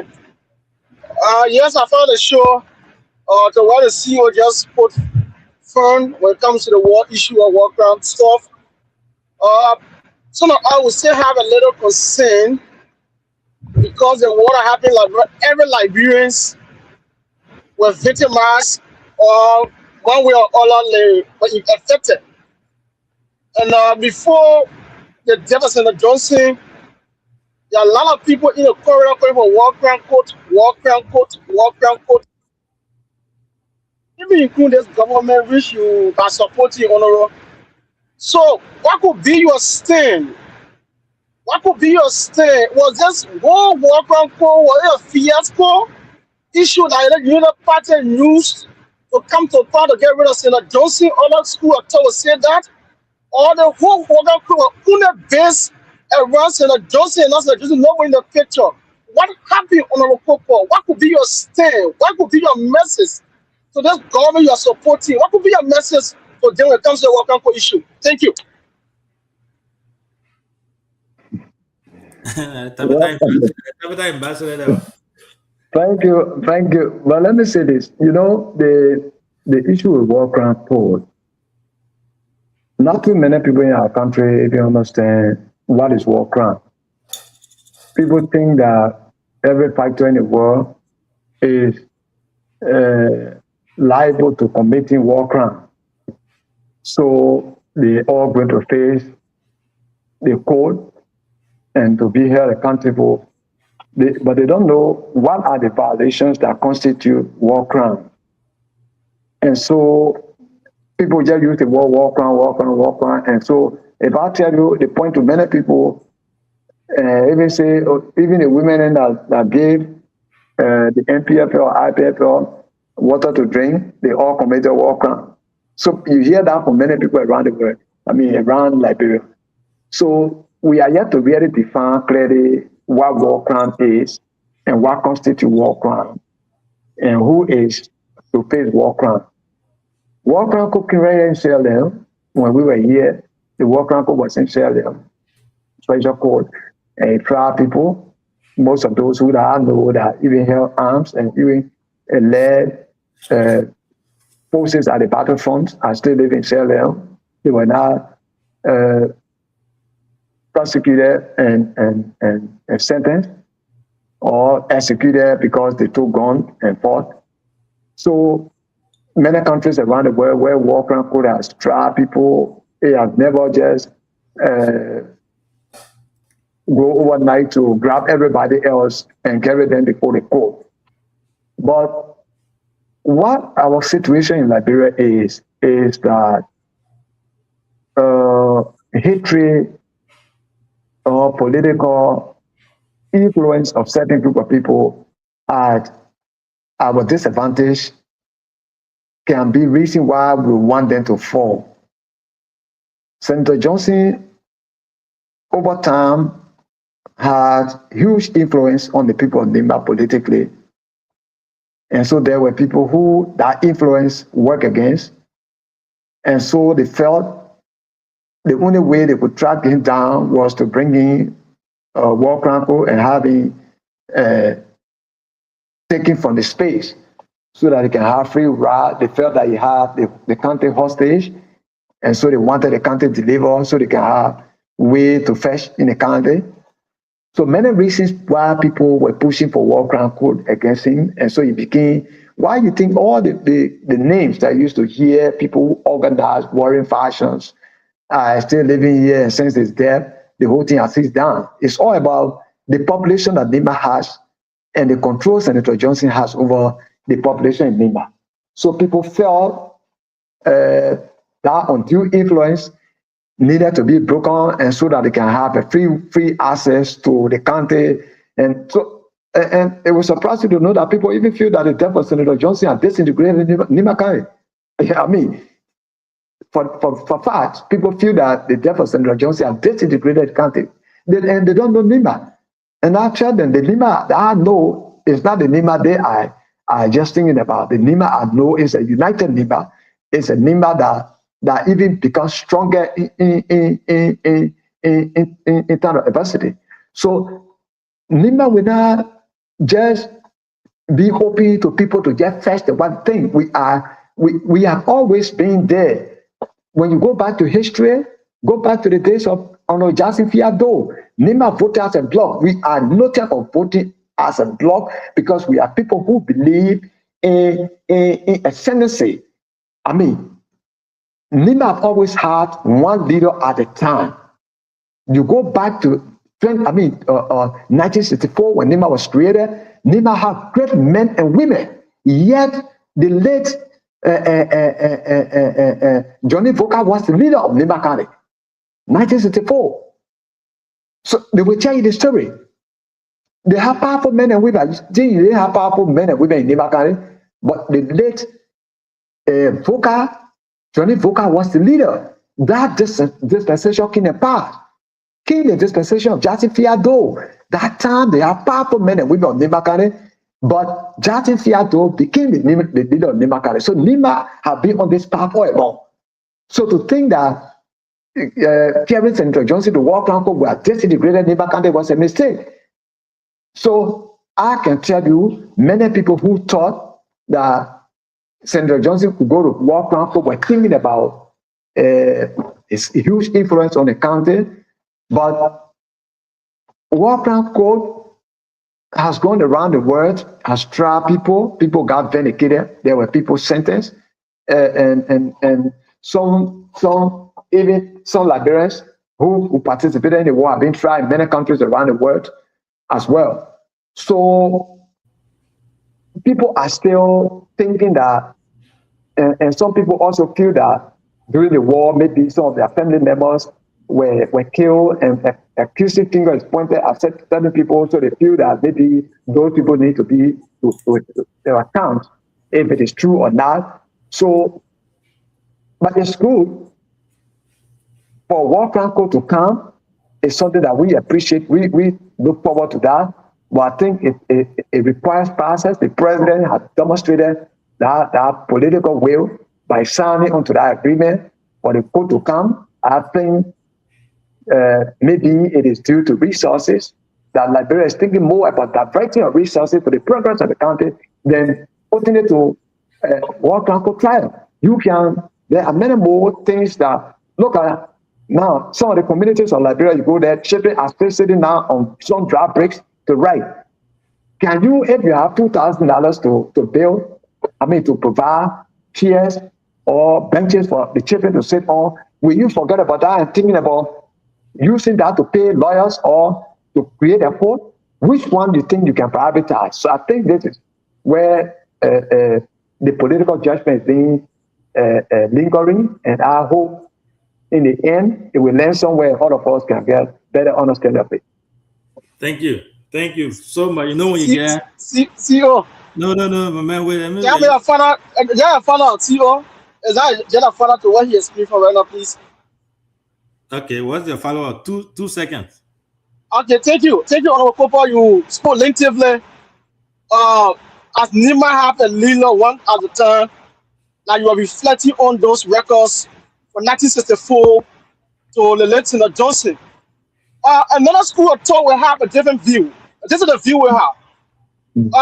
For 1990, if I may get it correct, the death of Jackson Fiado, it took Nima almost about 20 years to get someone like Senator Johnson. Other school will say, they will say, okay, the replacement of Senator Johnson will not be now. Maybe it'll be the generation who gets born. They say waiting high school. Other will say it will not be the particular generation of yours. You're fall in that category. What could be your thought? Because after the death of Jackson Fiado, it took over 20 years to get Senator Johnson in the picture. Because after 1990, we have nobody in that picture. What could be your thought on it? What could be your thinking? Because all I will say, you're the old people, you can replace Senator Johnson in that category. You're in your 40, it will take another 10 or 15 years. What could be your thought on it? Thank you. I see you. Thank you. No, but our history is that I hope you are on the show to listen to me. Anybody telling you that it took 20 years is not true. When Jackson Fiado died, there was one name that was very powerful in the county, and that person played a role. You know that after the death of Senator Johnson, you're talking about what? The death of Jackson Fiado, you're talking about war, and so during the course of the war, you could not have a leader for a particular place because the rebels and the government, President Taylor, was in charge, and it was like a rebel government. So that nobody could really, because we're not living under a democratic process that what we have now, that freedom was not there, and many people were living in fear. So you could not have that kind of transition. But when that was over, you remember 2005 election that we went to, the knee that Okoto swept across Nima County, and everybody looked to. And in fact, people have felt that the Liberal Action Party was owned by the Nima people, and they could see that Okoto as a replacement of the late Jackson Fiado. You remember that? That happened. And the Nima people stood behind that Okoto in that election. Even though he came late in the election, but he overwhelmingly won the vote of Nima people. But what has always happened is the title of becoming a political leader or a heir of Nima at the time is not something that is voted upon. It comes spontaneously. To each of us here, surprise. It's not something that you can vote for, but it will always come spontaneously, and that's how it has been. So, but interestingly, Senator Johnson with Senator Johnson, or with all the other people that we need in the past, they did not remain alive to say, okay, when I leave the stage, I will want this person to replace me. You all look to this person. that direction was not shown by the late Johnny Foka, even though when President Topman, according to information, lifted his hand and said, told him, Johnny, your people, Nimba is being, this place is not a county and we came here to talk to you. People, the elders and citizens of Nimba, we are not, you are now a county, but we need somebody to be a superintendent and we need 2 persons to be senators of the county. And then he turned around and said, but Nimba man, can't go away, senator, everybody clap for him. That's how he became senator. And he turned around and said, he turned to Toye and said, when the dog you about senator, Doga, everybody clap, and that's how they became senators. Nobody elected them at the time. And that's how, so you see the leadership. Now, that dispensation, like I said, came and passed. They did not remain alive to say when I die, this other person going to be there. Unlike Senator Johnson, who remained alive and said, look, Nimba people, look among all of you, I want to tell you, and that is something that is surprising.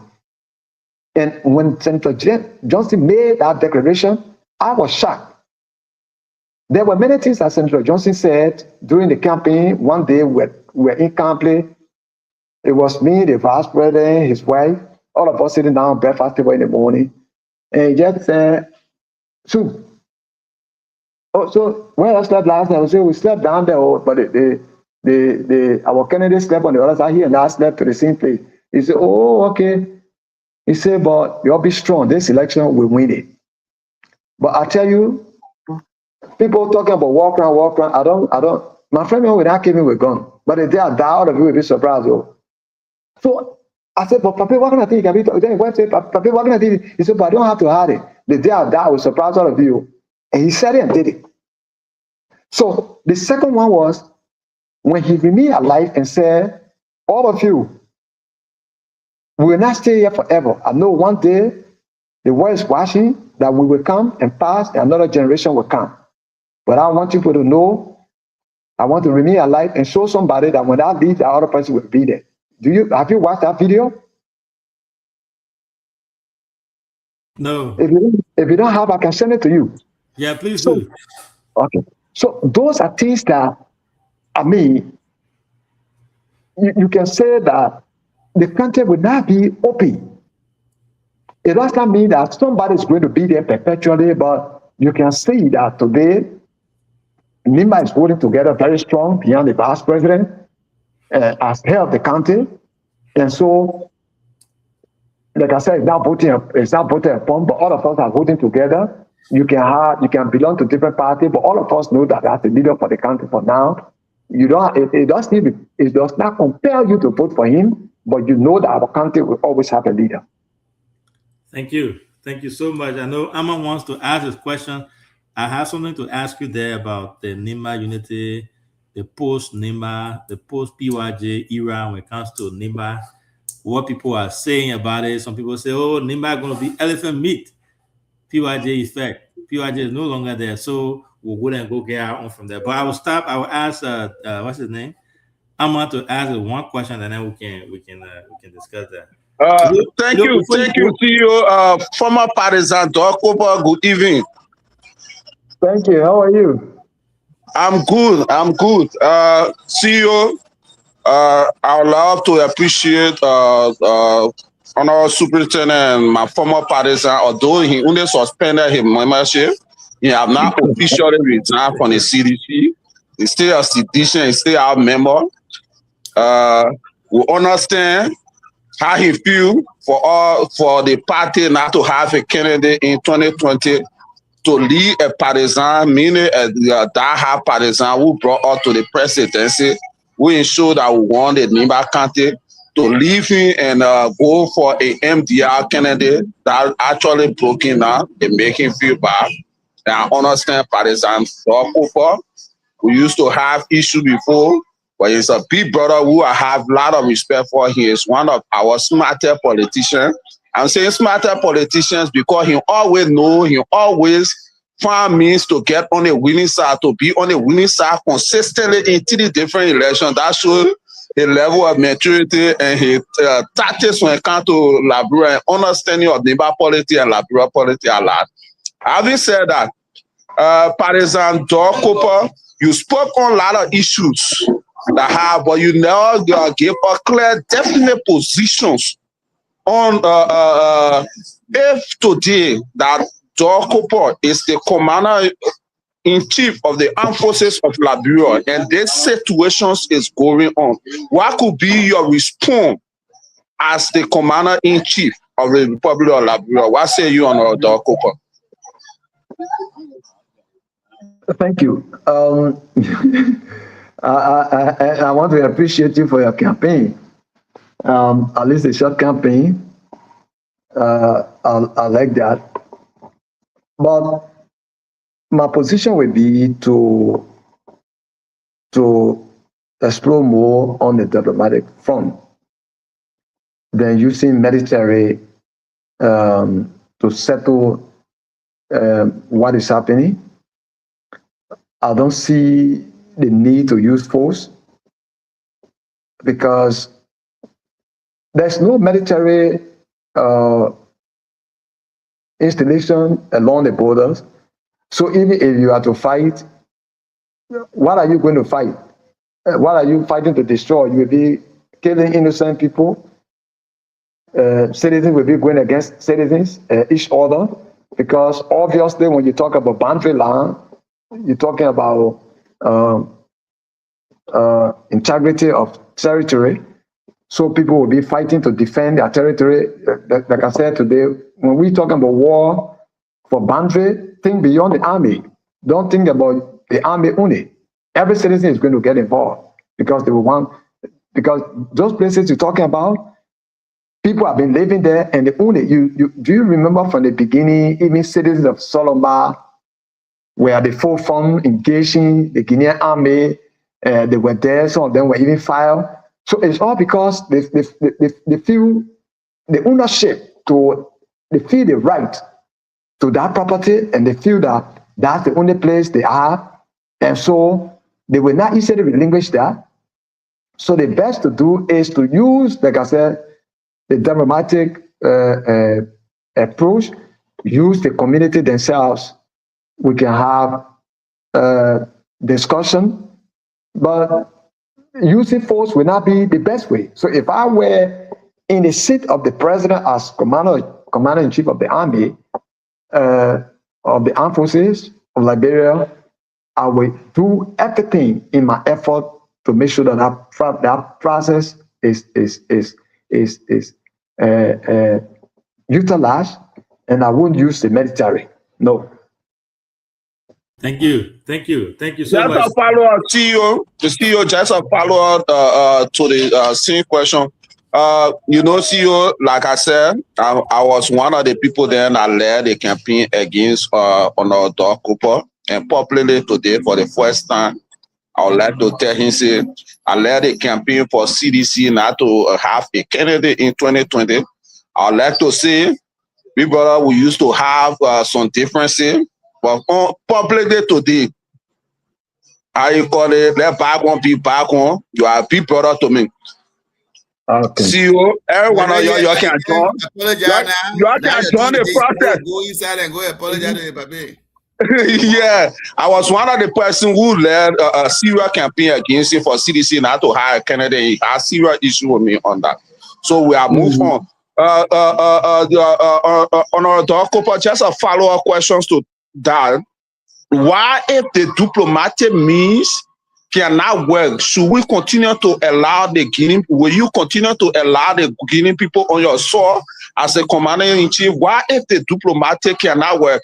Because as we speak, even the rebel that they are speaking of, the cornerstone that their colonial father planted, the cornerstone that the French people that include on Liberian territory, they took our land by full planted. It is across the river on their side. It is not on the Liberian side. They passed the cornerstone that demarcate up, cross the river, and they have pushed the immigration to go on the other side. Why, if the diplomatic cannot work, you as a commander-in-chief, will you not show strength because you are on an oath to protect the territorial boundary of the country and every Liberian? Thank you. you know, first let me say your request is accepted. You all are my GM brothers. You all are like some of our children, and all of us need to work together. The political disagreement obviously will be there every time, but the overall good of the country must be our primary concern, and we all should work together to make NIMA great. And it is all the strength that we have that we combine together to make our country great. Today, everybody is afraid of NIMBA. When I say afraid, I'm not saying they are living in fear, but they feel that they are proud of NIMBA because of what we have done and because of what we're doing. Wherever they put us, even in government, we perform to the best of our ability. When we even go into NGO or whatever area, we do excellent. So people are proud of us. And when you even talk about infrastructure today, everybody look to NIMBA. So, I mean, all of us just join our hands together and do. Politics will always be there, but let's work together. And when we go to election, whatever that happens, let's throw that behind us and move forward. So I look forward to working with all of you. Let all of us work together. Even I was telling the Nima Kwado for the other time, I feel, look, Nima Kwado should be not just concentrating on election or making somebody president or making somebody dead. We should think about uniting the country. We should think about intervening in situations that are explosive. We should think about resolving conflict in the country. And this way people will see us, because Nima Kwado is like an identity of Nima now. That we come from Yahweh Mesno, when you say Yahweh, it's our identity. Whether you join Yahweh, you don't join it. Once you are part of this, you are part of Yahweh. So obviously Nima Kwado is the same. So all of us need to work together. But the issue of the boundary situation, and you ask if all the democratic, the democratic process or the diplomatic effort fails, what do we do? It is difficult for diplomatic effort to fail because it has a lot of layers. Like I said, you need to begin first with the ordinary people who live in those communities. You think people who live on the Guinean side, because that particular place is not guarded by Guinean army every time. So you want to say, even if you leave it, Guinean army will be deployed there throughout now until the war goes to an end. It's not going to be, because all over so Guinea will deploy troops in Africa throughout. You think the ordinary people in Guinea will feel happy because they are brothers to the people who live on this side. Will feel happy to even come in that place, do anything there. They will not want to do something there because they know that fairly the place belongs to Liberia. So you need to first use that layer. You will graduate from there. When you graduate, then you go to government circle. It means the commissioner on that side, commissioner on this side. Then you go to superintendent level. So there are different layers that can work. ECOWAS is there, AU is there, United Nations is there, countries that are involved with our activities across Africa. Most of them get away. Like I'm talking about, they may not talk openly for you to hear. But there are many ways that the diplomatic ways can work. So let us look more to that than using military force. It's easy for you to say today, okay, we order the army to move there. But like I said, if you talk about the army, think beyond the army. Don't think about, I think this is where people think that the president is coming from the position of weakness. That you say, oh, some people have been saying, oh, Liberia get 2,000 army, 3,000 army. Oh, Guinea get 45,000, they get 50,000. That's the calculation they are making. But they don't know militarism. They don't know about warfare. You're talking about warfare. And like I said, which war are you talking about here? Are you talking about conventional war, where they're going to use missiles? And do you know the maximum effective range of the BZT or 50 caliber? Is that what you're talking about? So you need to study all of those before you even arrive at the point where you order the military to fight. And if you're talking about fighting, you're talking about almost like a civil war here. You're not talking about conventional war in any way.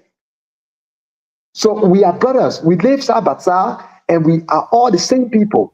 There's no need for president to order the military to go fight. Who are you going to fight? Thank you. Thank you so much. Again, we want to say happy birthday to our host. he's somewhere in Kigali tonight, celebrating his birthday, so he was not able to be on the show tonight. Happy Wow, birthday. happy birthday. I wish you all the best. Yeah, I'll let him know. And thanks to our followers for also following you or watching BKS TV, the Heat Hour. And we'll have our big brother, Honorable Doug Cooper, on the show here with us tonight.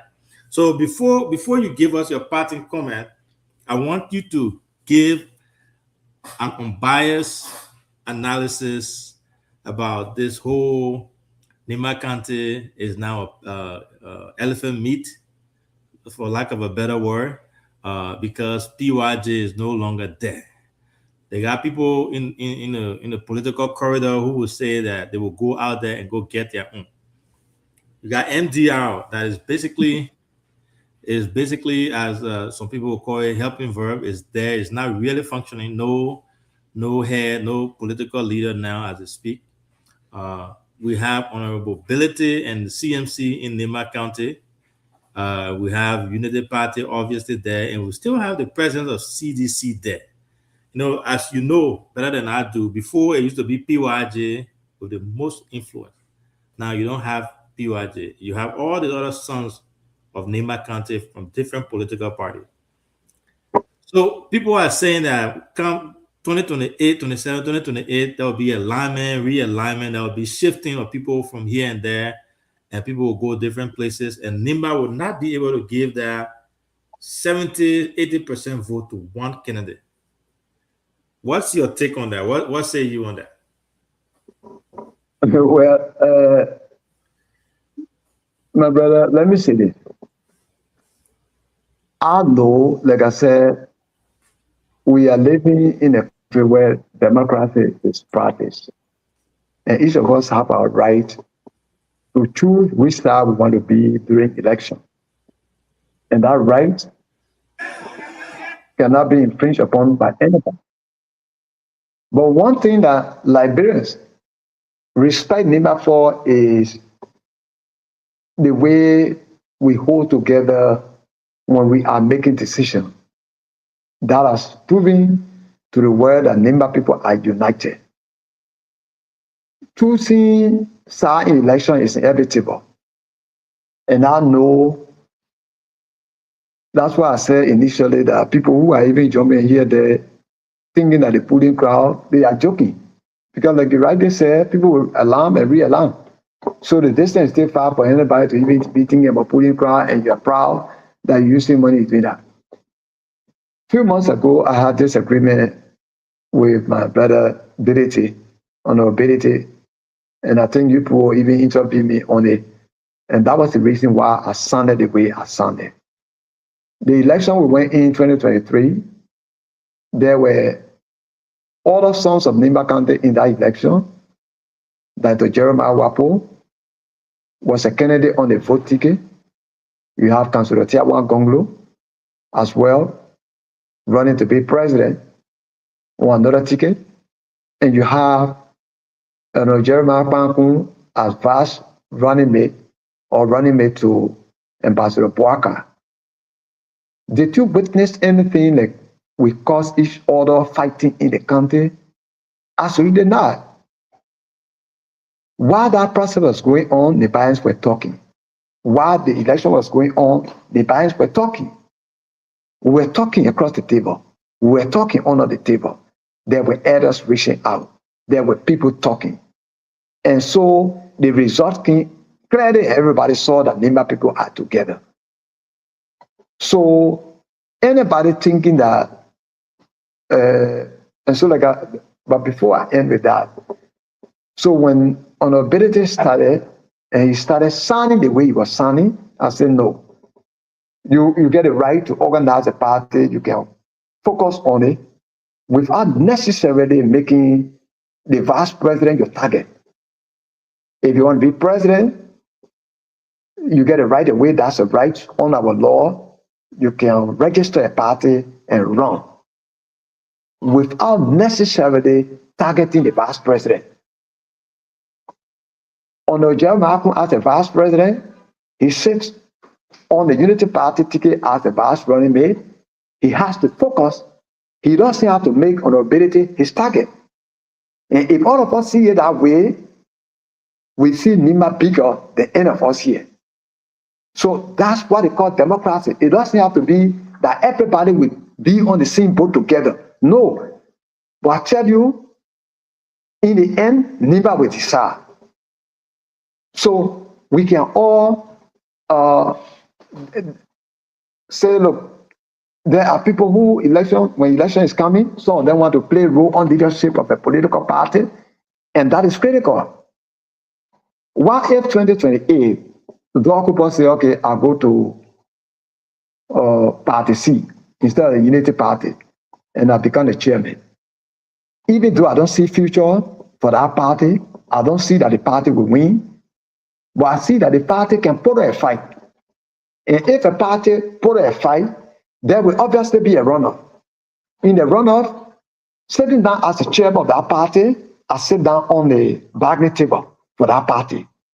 And if there will be reason for negotiation in the runoff, I sit down on the bargaining table for that party, and I can look and see which side Nima interest is, and I can decide that I can convince my police to go on that side. So there are a lot of techniques, there are a lot of tactics that are played in politics. Necessarily, they don't mean harm to the other person. You can see me there thinking that I'm on different side, but I can be of help to you in the future. So there are many ways all of us can work, putting Nima interest on the table.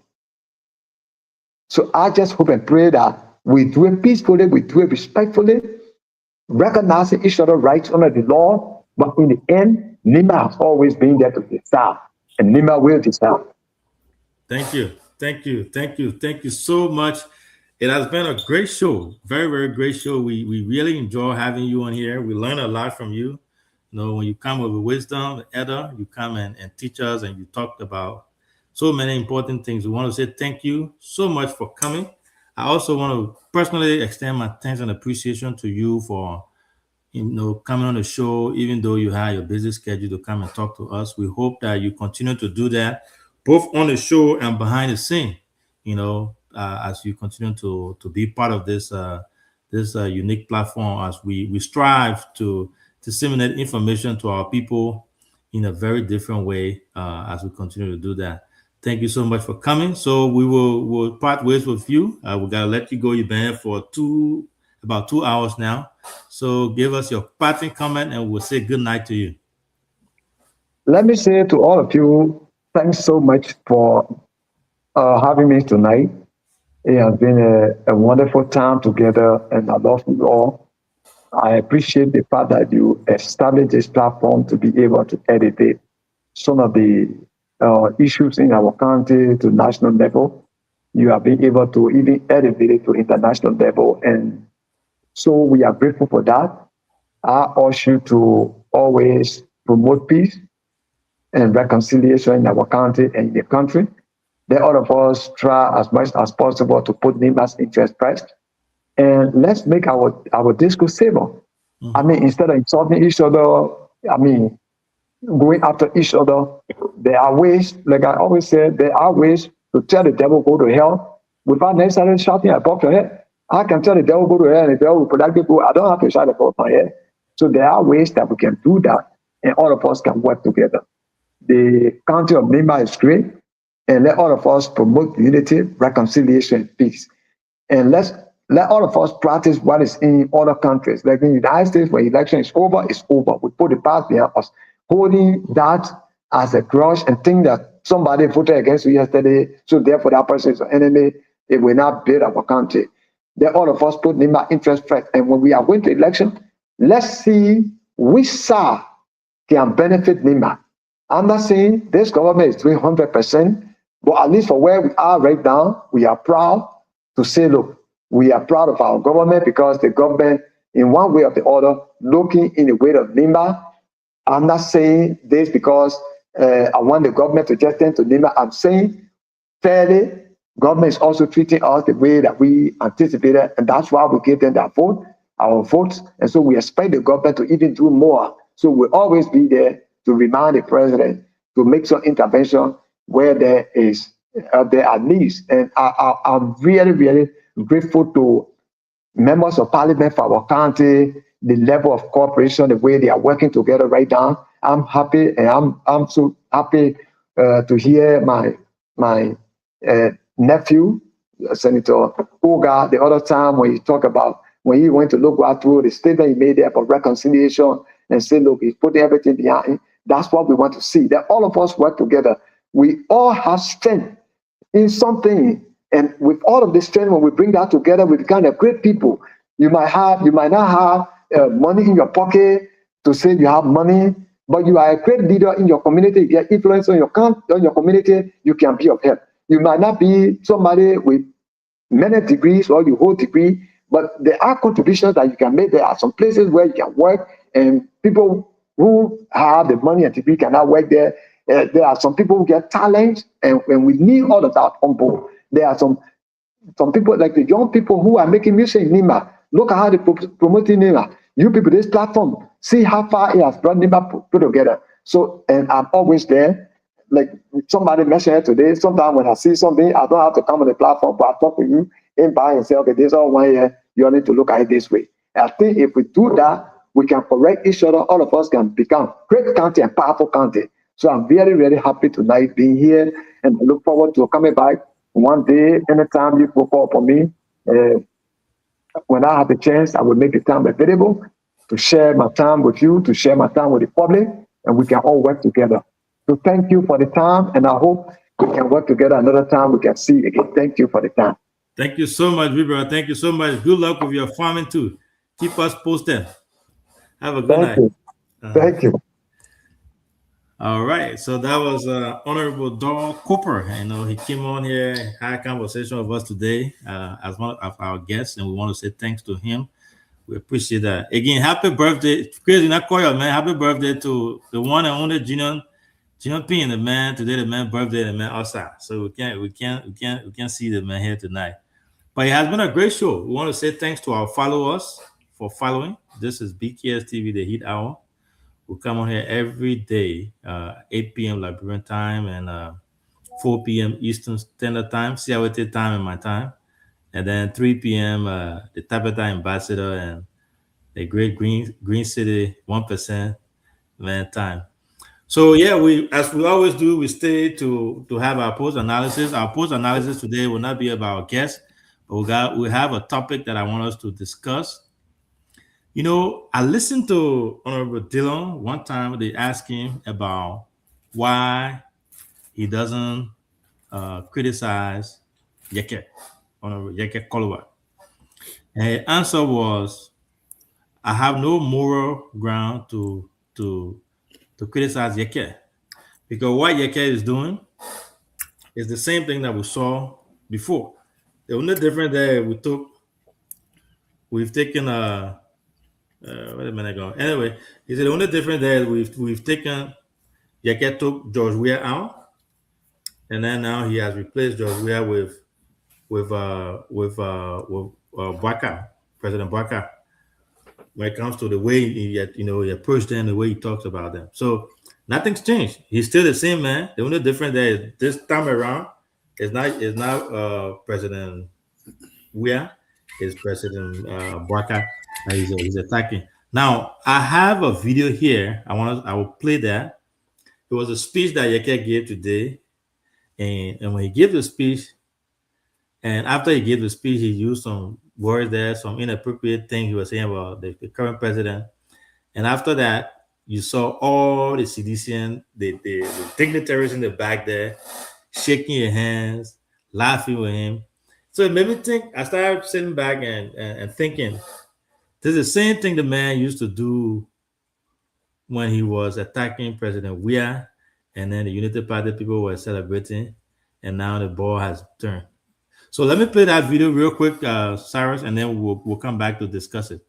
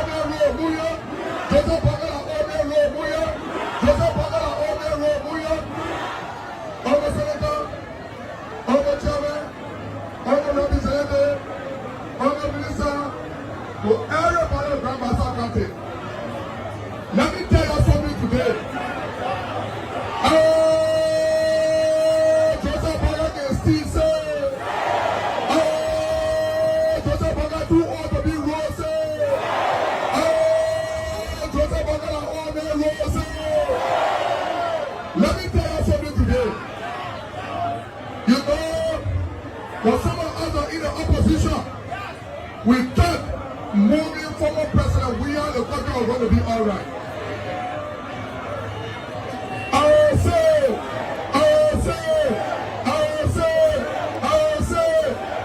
when I finish with the program here, we're going to make Grandmaster hot.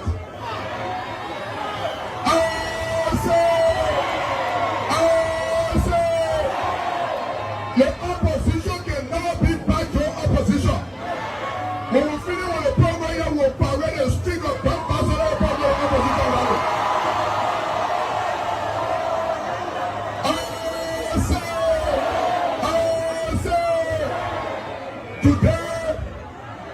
Today we see one old man like that number he called age. He left from here, went to Guinea, and made a fake agreement and keep back there. You don't want to tell us what's going on. When you talk, the person, they will expel you. They will expel you. Let me tell you something today. Everything I said, I stand by it. That's what I said. Everything I give to my mom, I stand by it. That's what I said. Some people say, you know, leave the country and go when they put bring the letter. We will say, you're not here. I'm not going nowhere. I will be here until I see whoever to do something for me. I represent the Liberian people. I say, ain't no program law, right? Ain't no coming parade the street, right? We'll make Grandmaster hot. Oh, we'll make Grandmaster hot.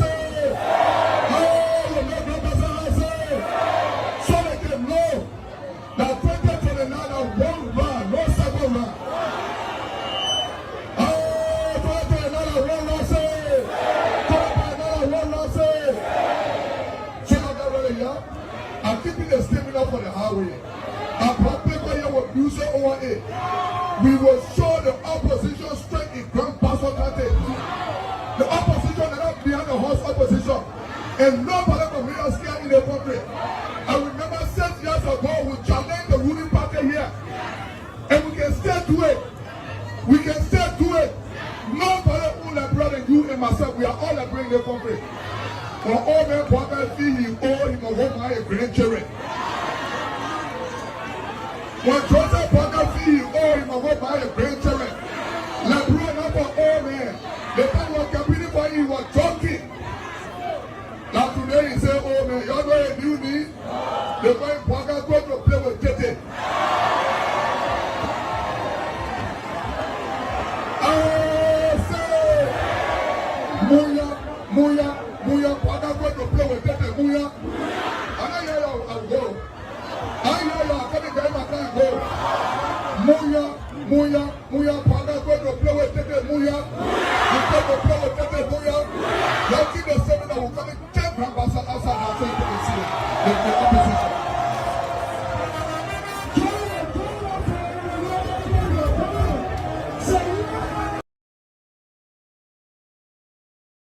So I know Sam going. I wanted to start with Sam, but his camera is off and he's on mute. So Chris,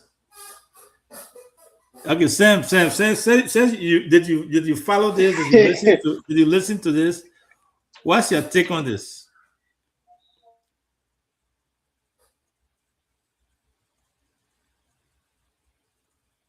You're muted. Me or Sam? Again, Yeke is Yeke. Like I said a few days back, I do not care what he says or do or does. My only concern with him was his statement again was stupid. There's no doubt about it in my mind. At the end of the day, all the nonsense he's talking, passing around with it, where he's standing in the Republic of Liberia. Or the nonsense he's saying it where? In the country called Liberia, the piece of land that God gave us. We didn't choose to born in Liberia, but God directed us to be born there. So I hold that control dearly in my heart. I will never allow any stupid politician to just make stupid comment to make sure that our country is going away from us. Without a piece of land, there will be no Yeke today. Without that piece of land, there will be no lawmaker called Yeke.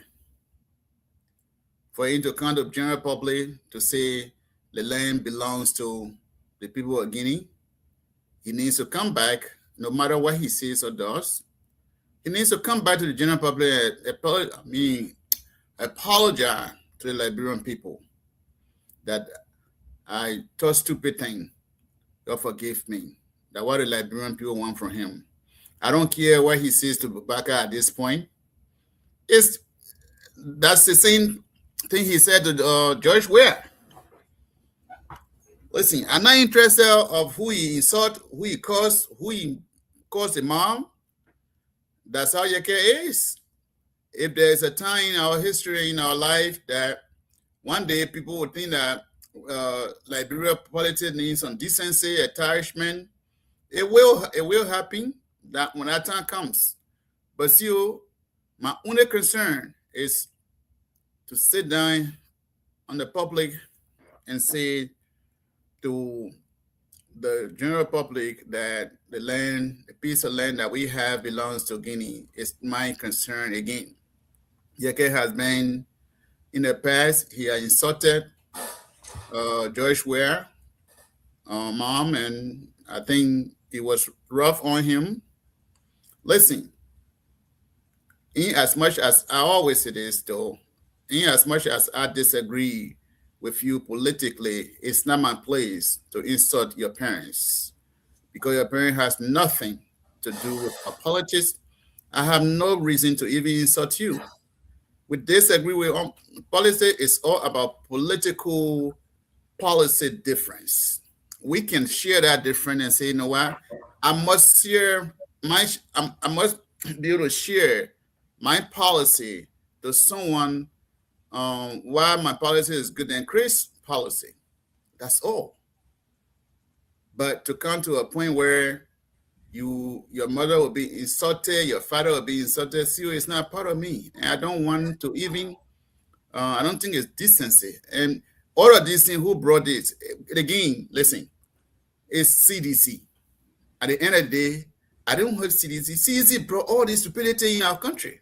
How was that? How CDC, bro? Yeke? CDC, Yeke was. No, Yeke I said was, when it comes to insult, the ranking or insult and all of these things called CDC brought all these things in our country. And I can tell you, if we were not following politics at the time, during the day of Madam Ellen Jones Sirleaf, don't get a graphic example. You can get an example. You can give the details. Yeah, Akara Gray used to be on the radio station, cursing the old man.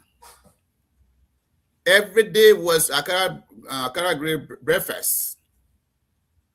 Not only that, CDC paraded in the principal street of Tome Boulevard. They took my first time to see those kind of politics, to see a woman underwear and do all kind of thing on it. Say it was Madam Ellen Jones Sirleaf. I can't say everything now. Yeah, skip that one. You got to put that one. And another thing they did was they introduced what we call towing casket.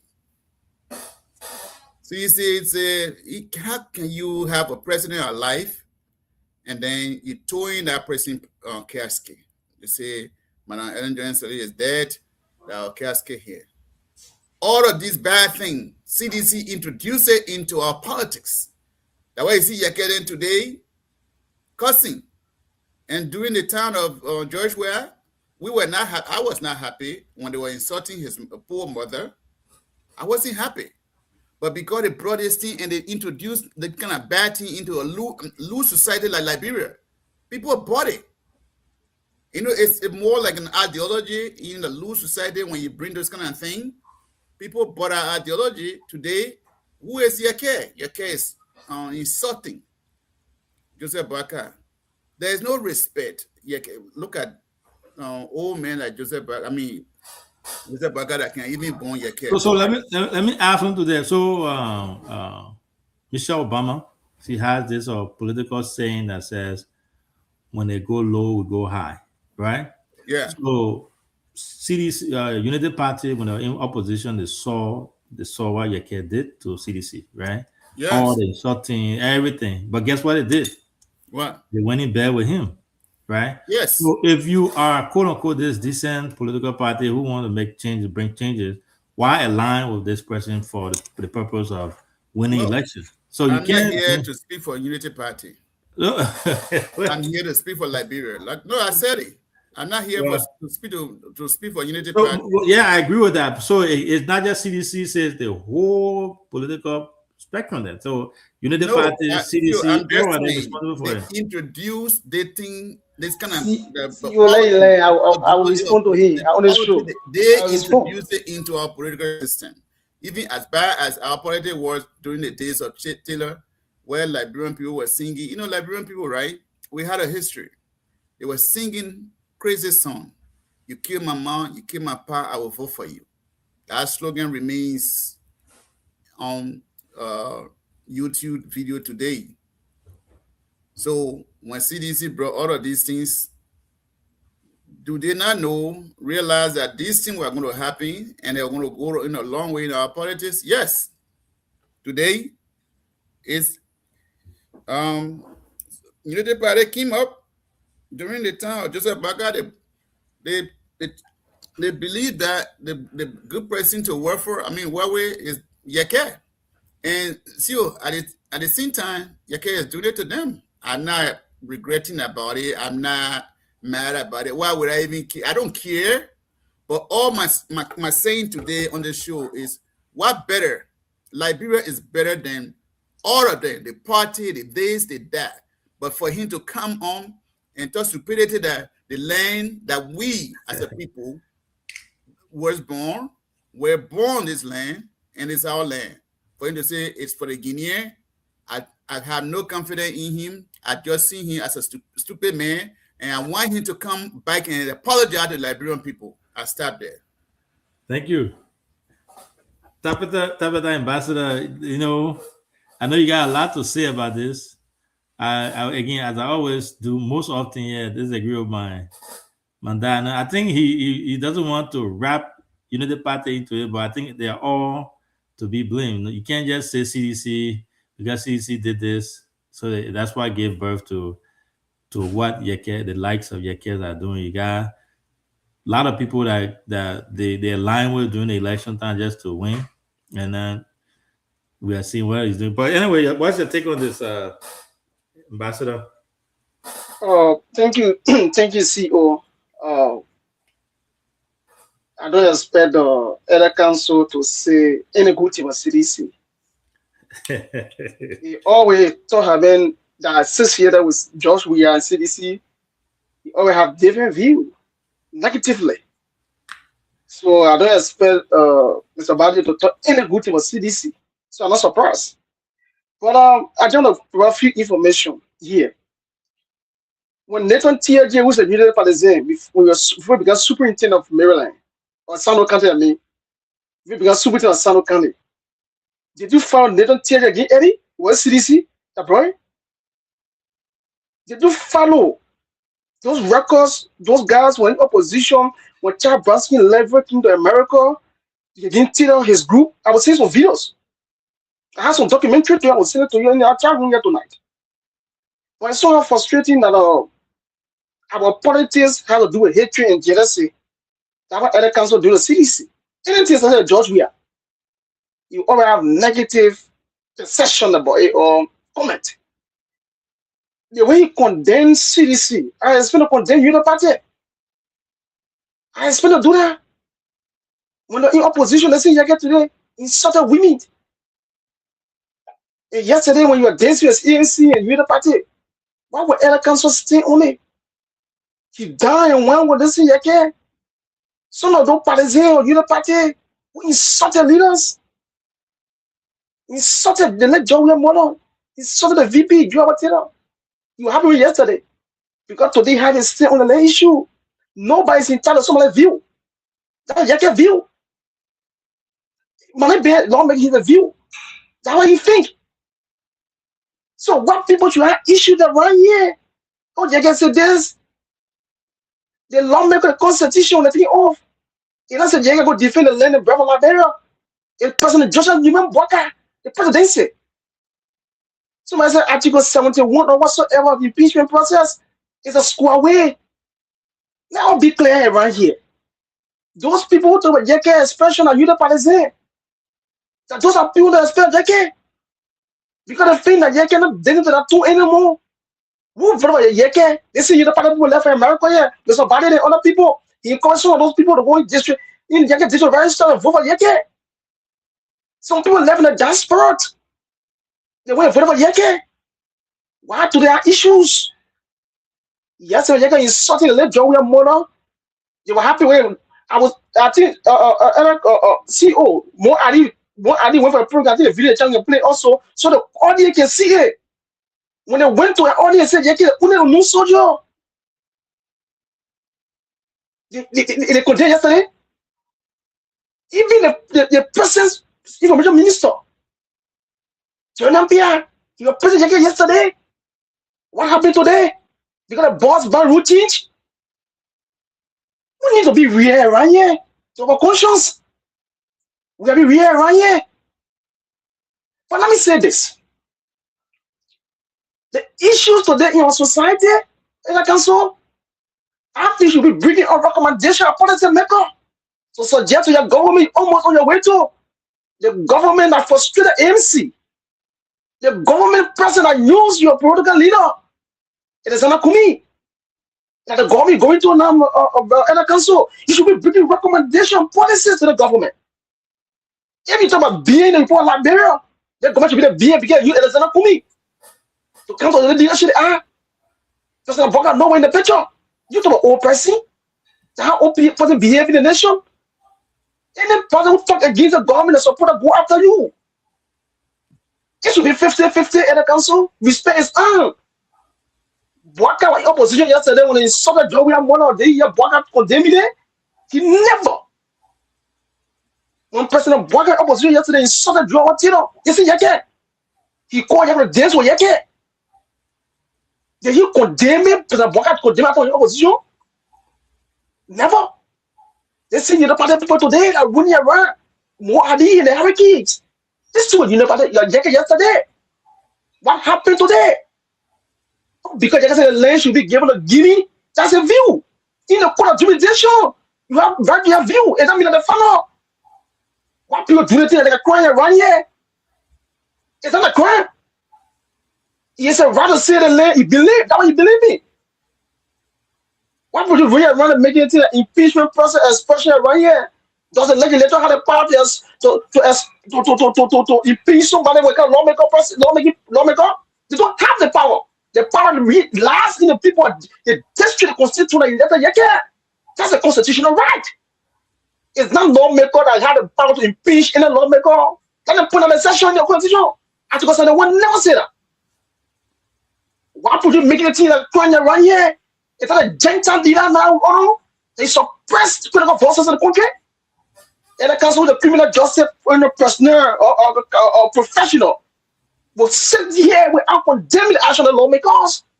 But you rather call you the important Liberian people, Mr. Badier, condemn the action of the lawmakers because the procedures. You can't call it council. Okay? So what you can do, condemn the action of the lawmakers because they are going above the boundary. Do you have impeachment? Do the lawmaker have the power to impeach Yeke? That's a joke. Because you provide 10,000 senators from the district constituent. Is the lawmaker part of 10,000? Are they playing phone around here? They'll still be able to came when the VP sat, when the VP went for the funeral yesterday. All the statement, you're not condemning. Yes, he will play voting in the council. But Yeke's statement to have begun a crime. It's what would you say there in discourse? When you're not part of opposition, you know they did a job we are in more in our country, even the job material, a woman was insulted by the you're not part of people. What goes around, it comes around. That was just a job we are talking. Because yesterday you went to it as a leader, you stood the ground to money coverage. Who encourage you people that are supporting the government, money coverage to tell you, yeah, not to be running around with visual process. Let me see the other council. Take a geographical location collectively on the landscape of Liberia and do the analytical skill to see where we position Liberia. You see the rougher step the government taking on the issue. You see the speaker going to there with men around him. They're to say they can pinch or they can this. That's not it. Till that days they will make the point short till in that country. There are records there. So why we cannot show the CDC introduce issue? I know he hates CDC. He hate the new job we NTSS the other way in the council. But that be real to our conscience. That be real to the Liberians people. CDC never introduced what we call insulting leaders in the society. When Moja was doing it in 1989, 81, 92, Moja was doing it was personal we FCC around. You find a record of give up back Matthew. You see, they don't teach it. See, I want Congo. Find that record of Sue Campbell in the fight Liberia. When CDC around, it was not around. When the Congo guards and knees, and that time was CDC around. CDC not around. When Tita took power in that control, the minister stood in Tita, got to the knees. He won't be back into it. It was a CDC around. Why would you come on the show you? Because CDC need now become a thing that whenever you guys hear the new CDC or job we are, it become a crime. Some of all who subscribe to the mentality, who subscribe to the ideology of CDC, we can't allow that to happen at the council. Okay? For again, CEO, let me make the final point on this. Then we'll rest. The political discourse in Liberia, this is the 21st century. You were in America when Podosio said you waste what when you do the speech for Donald Trump before. It happened in America yet. When former speaker Podosio do the speech for Donald Trump before. Media carry. Can you do that today in Liberia instead of seeing the this again? If we see you do that, even for the Baka, it's a daily respect. Why would you do this thing here? The idea yesterday, and this is the idea today. People have different mentality. The only thing we can do as Liberians to rally around our country, to rally around the government who are feeling Liberians people. Because what they say is they're not doing it. When you get other council, you are willing to join the party, and then on your way to join the party. I know you live in the AMC. Again, I wish you well. I wish you well, your new political soldier. We hope to see you 2029. Thank you. So he said, man, on your way to the party. Yep, my people go far. My people go far. You know what I'm talking about. Thank you so much, Tabitha Ambassador. That's a great point there. We appreciate your presence always. As I met Fumba can call you the fire. You got a word for you, energetic Tabitha. Yes, authoritative. Yeah, authoritative. But it's been a great show. Again, happy birthday to our host. I know he's not here tonight. I know he's enjoying celebrating his birthday tonight somewhere. We want to say we are happy for him. We wish him all the best, and we wish him all the success, a great life, good health, and all the best with his studies in Kigali. Thanks to our followers as well. We've been here for about almost 3 hours now. We hosted Honorable Talk Cooper tonight. It was a great show. It has been a great show. So we just want to say thanks to all of you for following. We'll be back here tomorrow. We got a guest tomorrow. It's going to be a good show again. And then from there, we are trying to host Dr. Moniba either on Sunday or Monday. But we'll get the details on our page. Keep following our page. Keep interacting with our page. We have all the good news, all the updated news there for you. So, Chris, we'll have you give us. I wonder if I go to Cyrus. Chris will give you 1 minute. You can tell me, no problem. You can tell me, no problem. I can take us on. So Chris will give you 1 minute. You just talk. Give us a parting statement. I know you don't have much to say because you just talk for a long time, and then from there we'll go to Cyrus. Thank you, CEO. The guest positively, but he wasn't real. He wasn't real to see you 1 minute. Yeah, we don't We don't talk about our guests when they leave on the show. So I don't know where you come from with that. But Cyrus, you want to give your parting comment? I mean, I think I'm on the clock. No, see, I can continue. It's okay. All right, we don't talk about our guests doing the post analysis when they leave. So you have all the time to say what you're supposed to say. Yeah, but we'll ask a question. Closing stuff now because his position today, he talked about Nima. The leadership will ask a question. He talked about tier 1 days that Nima produced one day. But we'll discuss another thing on the show. I agree with you. But I have a different view on my final statement on a different topic. Yesterday, the VP, right, CEO, make a statement yesterday. How many Nima people had a pedigree to correct their son? Wow, the statement. The statement yesterday, this is a statement where we went for Solomon George funeral. Mm-hmm. He read a text message. Mm-hmm. CEO, this is where I don't know who is the advisor to the VP. For me, I don't have my feelings.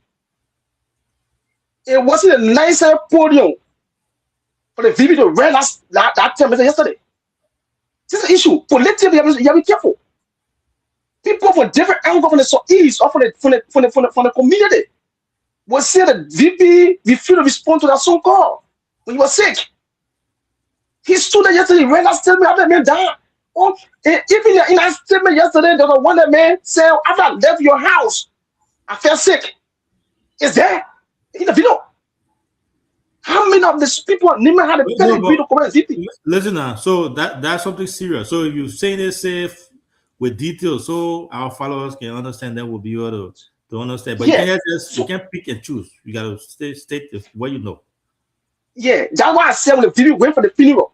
That's the same funeral also ever. There was a message he read for his phone, not for nobody's phone. Not for your wife's phone, not for the children's phone, but his phone. And he read a statement after he heard the death of Solomon George. Right? In the statement that he read yesterday, according to the VP, I'm not putting nobody. Solomon George saying a test that honor VP, I'm sick. I've been going to 2 different hospitals. I met it. After I left your house, I felt sick. I'm quoting the VP. It's the recording out there. Okay. CO, politically, the video I read that tell yesterday. Because they may call you, never respond to the may call. He say text message, he never respond to the text message, and they may die. There was a reference program yesterday to read that text message. But how many people that Mr. Biden observed VP just one nation yesterday? They don't have the pedigree to say. So I think that the VP needs to get good political advisor who understand the dynamism in the border politics of Liberia. Because today, funny people say VP, the man, our son went to your house, he felt sick. Anything happened, people assume that happened to your house, VP. But again, how many people have the pedigree to say it? Everybody have a job in Liberia. They don't have the pedigree to say it, but VP, this is the type of ambassador. I say it wasn't nicer yesterday. It was a wrong calculation politically, and I hope whenever this thing happens, be careful and share with office staff to give you a better understanding, better direction. Thank you. Yeah, I disagree with you on that. We gotta be careful how we say these things, especially on this platform. We gotta be very careful. I know I've seen some people writing and stuff about it on social media. Now, you got to put it in perspective. This was his former colleague, someone that both of them had a relationship. They worked together in the house. He calls him a friend of his, right? So if you hear about your friend passing, everybody deals with emotional, grief different way. But if you see that all the time, oh, I just texted the person, I just talked to the person, or that a message between the person and myself, and that man is a human being. The VP is a human being. He's not a robot, right? So if he goes to go and state that, oh man, I just spoke with a man yesterday, or the man just came from my house yesterday, and then we just spoke. The shock. I think what he was trying to get at there was the shock about the fact, because I listened to one of the video. It said when somebody told him, he said, no, it can't be true. The man was just to myself heard yesterday. In fact, let me text. Something he said. So that tells you that he himself was in shock. That's why he tried to convey that. But again, you know, what's there for elders or anybody else to speak about or to condemn or to advise? You know, the man, a colleague, a friend passed away. He went to sympathize with the family. He was allowed to give speech, and he talked about the interaction between a colleague and his colleague. So I don't think that's something that anybody should advise you. But anyway, Cyrus, your Piggy said you're on your way to Unity Party, so give us your parting comment. Let's call it a night. Thank you, CEO. Thank you, Tabitha Ambassador. One good thing I know about you is your assumption. You're always assuming things that on the ordinary and the contrary. I love about you your contrary view when, as a young man, I think it's always good to come with facts, read more, and do more research. But talking plenty is not a way forward when it comes to political displacement. So I forgive you. Oh, you left now? You made it run away. But still, let me clear some air. It's a young man. Sometimes he thought so much he doesn't even know what he says. So, but Jeremiah Makun was just trying to sympathize. He was sympathizing with the people, and what he was trying to convey to the group that yesterday was, because they work together. Remember now, Jeremiah Makun, my friend. He came into picture as a representative, from representative to senator, from senator to vice president now. So he has been in a political arena for a little bit now. So he was just trying to convey, he called me or I texted him, just trying to tell the people what was happening to him and all of that thing.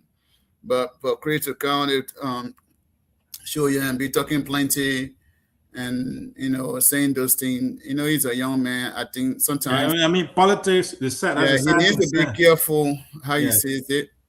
But hey, he's a young man, you need to be careful. But how tonight it was a great show. It has been a great show. We hosted one great guy from Nimba County.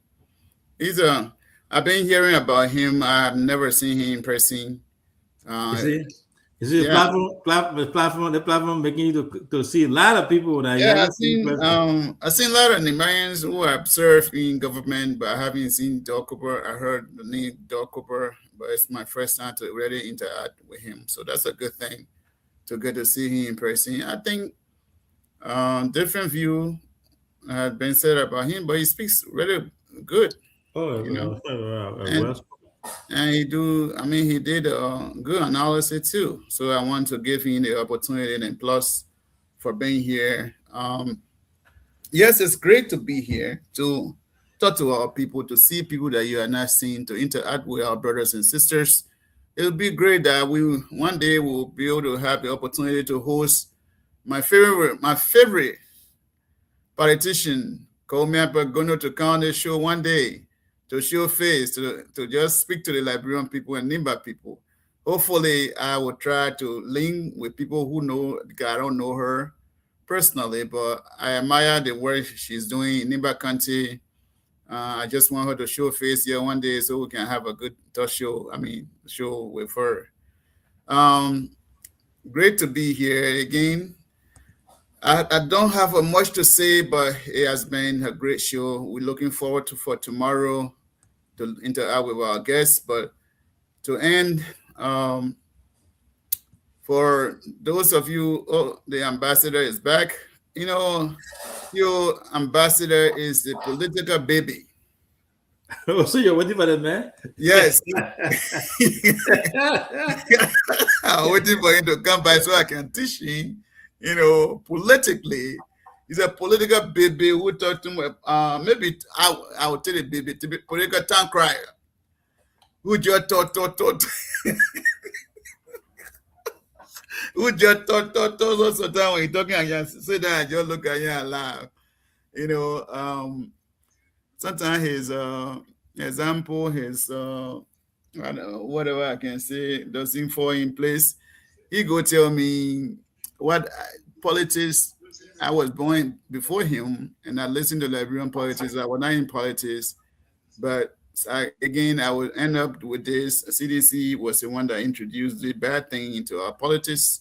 Liberians have been noted of saying bad slogans sometimes, like "Start to the time, you kill my pa, you kill my mom, I'll vote for you." It was a bad thing. Is today that thing is still affecting Liberian people. You know, when election coming, they can play that particular slogan has not gone away. Once every time Liberian politics is coming, election coming, they will play "You kill my pa, you kill my mom, I'll vote for you." Liberians have been noted for all this bad stuff. Who in the sound and right mind will say, "You kill my mom, you kill my pa, I'll vote for you"? There's some people talking there. I always say this country is a loose society. Sometimes the way we address things is just terrible. We need to understand ourselves. Liberia has not understood itself yet. And sometimes, you know, when Charles said we have three types of people in this world: white people, black people, and Liberian people. Sometimes people laugh with it. But if you study who are Liberians, sometimes you really think, who are these people? Who in the right and sound mind will say, "You killed my mother, you killed my father, I'll say for you"? What kind of thing is that? And that is still beyond all today. And not it is still there. They introduced what they call cursing. Woman cursing. Oh my Lord. And from who? You know, in our good society, when people like Akara Graydon, when they brought that thing into our body politics, Liberian people would have stopped that thing right away. CDC were not even going to taste power. When they brought Cascade, are you kidding me? No matter how we disagree with each, what Cascade got to do with party politics, political difference? They brought those things. It was no more in our society because why? We don't see. So all of these things was done. See you, Yeke coming to power today. They need Yeke, and see you, he's a very popular guy, to be honest. They need Yeke when he shows up anywhere. People, you know, that how Liberian. Sometimes I want to study if I was a young man again to study, I would study the brains of Liberian people. I would be I would really be interested to study the brains of the Liberian people. Who are we as a people? You know, so sometimes I wonder part of God's children and in that direction, because we go to church, sometimes we come from there, we're still the same. So I don't know. Sometimes I don't know what to say. But again, history is repeating itself badly. The country is supposed to be a decent country. And from what I know, when I was coming out as a young man, it was a decent country. Liberia was a decent country. It was not as bad as it is now, where you got all these kind of people in politics cussing, Marco, introducing dead body into politics. What all of these things for? Look at that man. He caused Joshua Man all through. Now he started with Joseph Barker. He on it now. Listen. Yes, okay. In as much as I disagree, I love my country, I still think that he needs to come back and apologize to the Liberian people. Extend his apology with all the nonsense. Whether he called George Well, he calls this person, he calls that person, he saw this, he now do.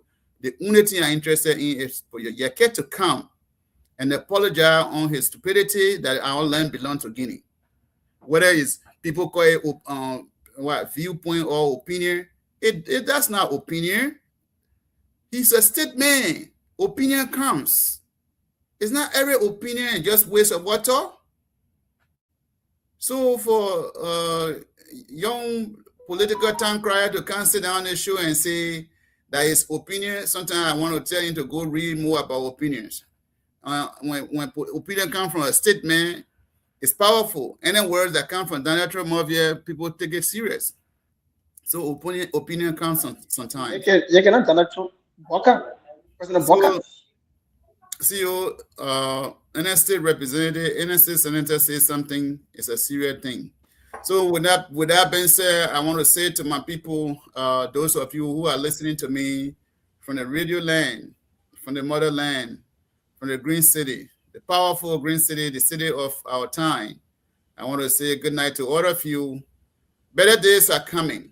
Liberia will rise. All these dirty politicians and rotten politicians will go. Liberia will be one good Liberia that people will come. One thing I don't know for sure is whether or not democracy can help Liberia at this time. But I'm for sure that one day we'll have a better Liberia, that decency will return, we'll love each other, we'll not dirty each other. But I don't know whether it will be under democratic government. That is a question that I cannot answer. I might not get there with you, but I know for sure that one day we'll have a better Liberia, that people like, oh, our voice will be played. Yes, you always talk about how better Liberia has returned. Thank you for listening. May God bless all of you and God save our state. You left the green coast out today? No, I put a green city. I put it there. Okay. I didn't. No, I can't forget it. Thank you, Cyrus. But man, DK, we're finishing up. You can. So we'll give you 1 minute to give us your closing party statement.